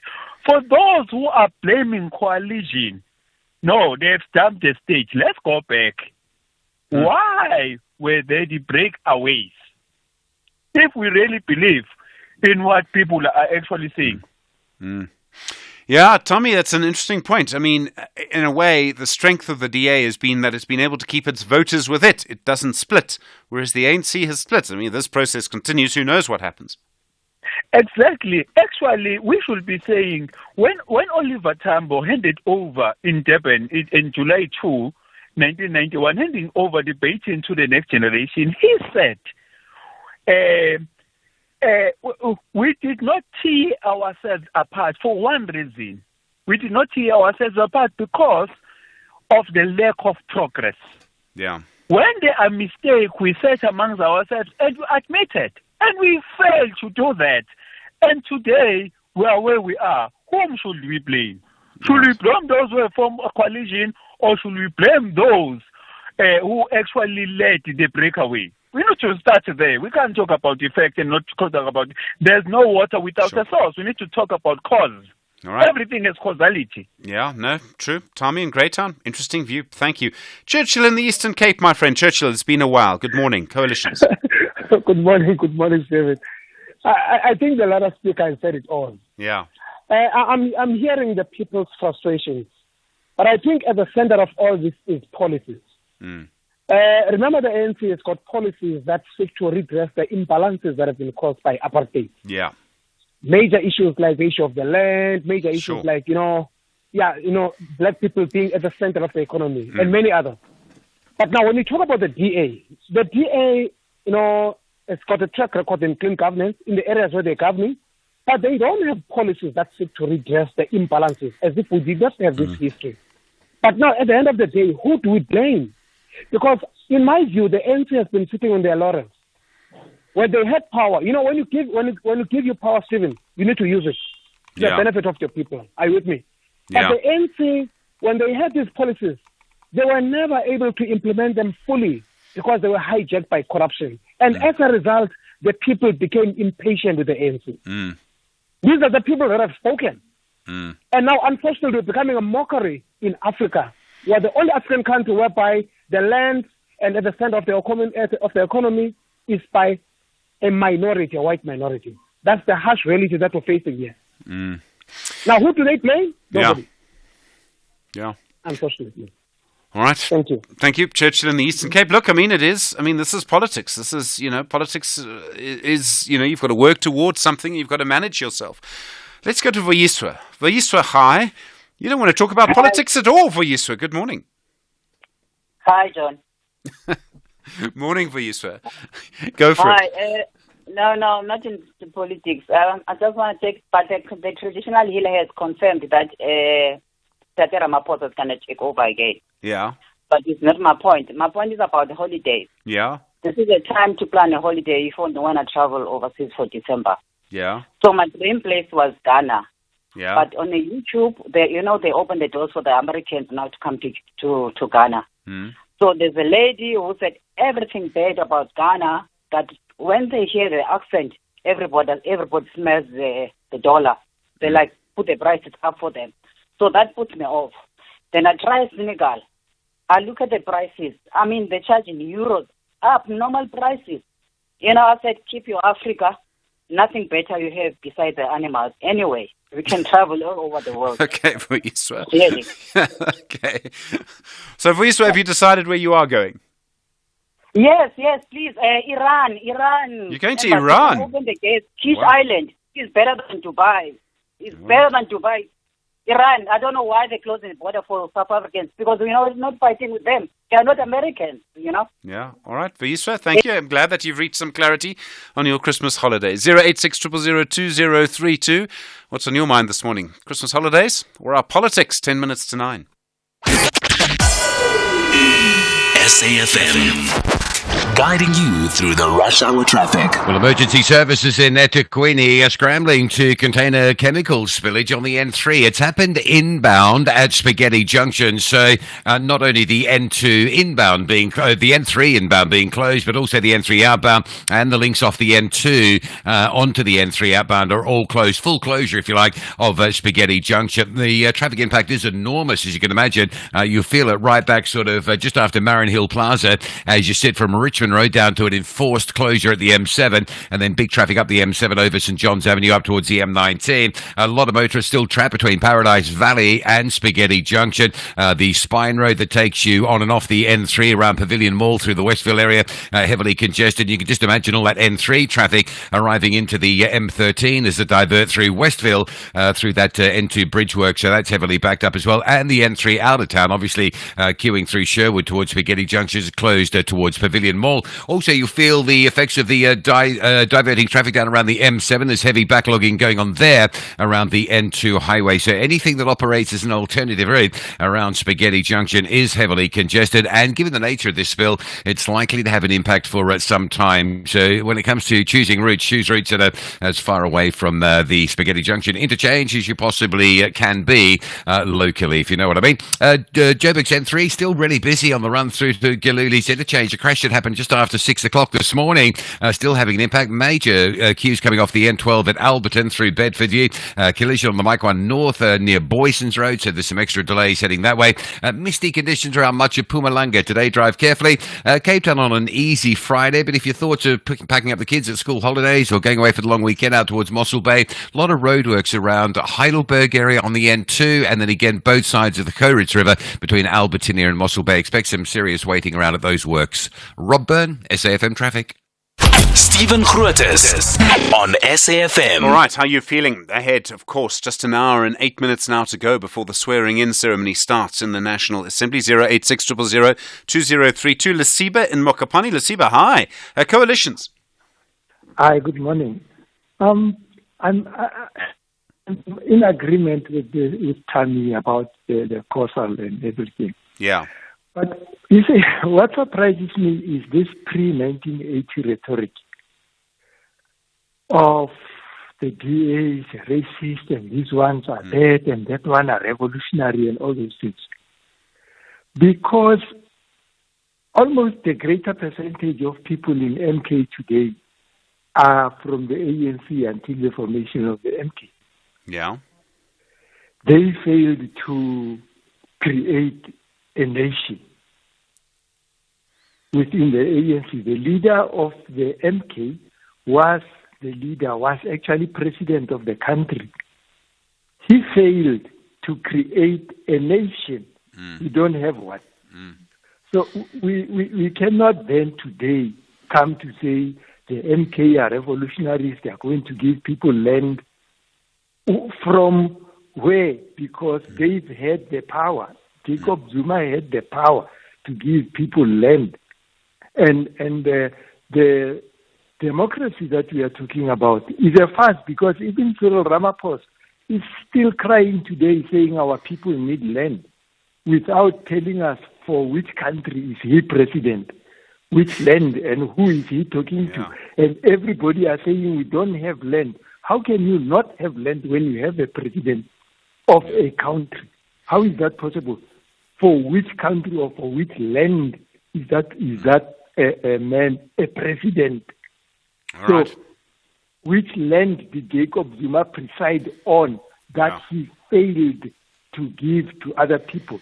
And the one thing is, again, the DA and others, you see, they use negative positivity. They give the ANC an idea and then oppose it. The majority of the people support the idea not because they understand it. They oppose the idea because the white people are opposing it. Yeah. All right, Lesiba, no, I hear you. Look, I don't know if that's true, but I hear the point that you're making. Musa Limpopo Coalitions, good morning. Good morning, Stephen Grootes. Morning, sir. Go for it. Yes, good, man. Look, man, let me start here, Stephen.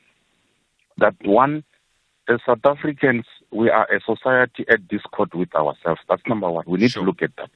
Because we always complain much about the consequences, and we will not focus on dealing with the nerve that creates these consequences. So we end up being at a discord with ourselves. Number one. Number two, I think we must also live to the realities. And the ANC-DA coalition, given the sharp differences on their policy perspective, we will need another way of either one. Let me speak of the ANC. wanting to seek to reclaim rather than leaving the DA run with the government alone, so that they are unable to come back and also drive what they define themselves for the past 112 years. So the ANC need another form to live to the realities using the GNU. It's one way of saying we have learned our mistake, but let's find a way of going back and deal with these mistakes and correcting it. Yeah. Like the one who said, I think what the latter speaker said to me, that let us not deal with the consequences. What brought us to where we are today? The selfishness that has been demonstrated throughout the years. Let me indicate number one. When the ANC got 2/3 majority. Okay, another 30 seconds, Musa, go on. Yeah. When during the ANC got 2/3 majority, they never expedited the processes of addressing what they've identified themselves with. Now we have got the reality to live with here. Can we leave other people because we are not in majority to run with the government and as black people not represented? The answer is no. Musa, sorry, yes, in Limpopo. No, you're correct. That must be the point. Magdalene and Mangaung, hi. Coalitions, Magdalene, quickly if you can. Yes, please. My name is Steven. Steven, I'm going to say we've been complaining like the last caller said. Yeah. It's enough. So we need to take the bait. Those corruption elite, let them forfeit something today. Number two, we as the public or the citizens of South Africa, we need to bring change. We need to bring some proposals to say next time when we go to vote, we need to be scanned on our thumbs. Our thumbs, we need to be scanned. That's how we need to vote. No more with the voting, whatever, those papers, no. And then number two, public participation. All the national radio stations should be allowed to, just like today, we've got people in the parliament who are giving us information. The same thing must happen from the national radios, must be in the parliament. And we, the citizens, need to question and query, bring our queries and whatever, so that the parliamentarians should account directly to us South Africans that whatever that we want and query. All right, no, Magdalene, interesting idea. Thank you. Sometimes we do try and do that, and people don't always come. They might more now. Magdalene, thank you. Mongezi in the Eastern Cape, coalitions. Morning, Stephen.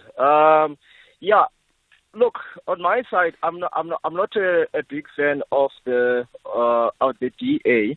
However, I think at the current stage where things are going, we really deserve a coalition government, because the ANC, when it had the power, it could not use the power entirely to drive the black community agenda. However, we've seen the ANC misusing power, for instance, on things like the Phala, where they defend themselves. So I think at this stage, even though we are not so very much pleased with the DA, however, where we are, we really need to give this coalition government a chance, and let's see how far it goes. Because on the other hand, you look at these, what do they call them? I think they call themselves the pro, but these other parties. The smaller parties, they call themselves the Progressive Caucus, the MK, EFF. When you look the demands that they put on the table when they on the negotiation with the ANC, it's all about self-interest, about self-serving, and that is not going to take us anywhere. So the DA, I think we are left with no much of a choice but to accept that coalition, and let's give it a chance. And let's see how it goes. Thank you so much. Mongezi, a good way in which to end. Let's give it a chance and see how it goes. Thank you. Mongezi on the line from the Eastern Cape. Well, okay, an hour now. The National Assembly will meet. Let's see what happens from there. Provincial legislatures, 8 of them meeting as well. The first act of the Government of National Unity, if it is elected, is to deal with the fact that I won't be here on Monday, but I will be with you through the rest of next week. It's been an amazing privilege to be with you on the radio this morning. Really looking forward to next week as well. Stay with Kathy. There's going to be so much happening over the next couple of hours. From Melissa, Mdu, Mpo, Stans and myself, look after yourself. You're with SFM leading the conversation. It's a big day. It's 9 o'clock.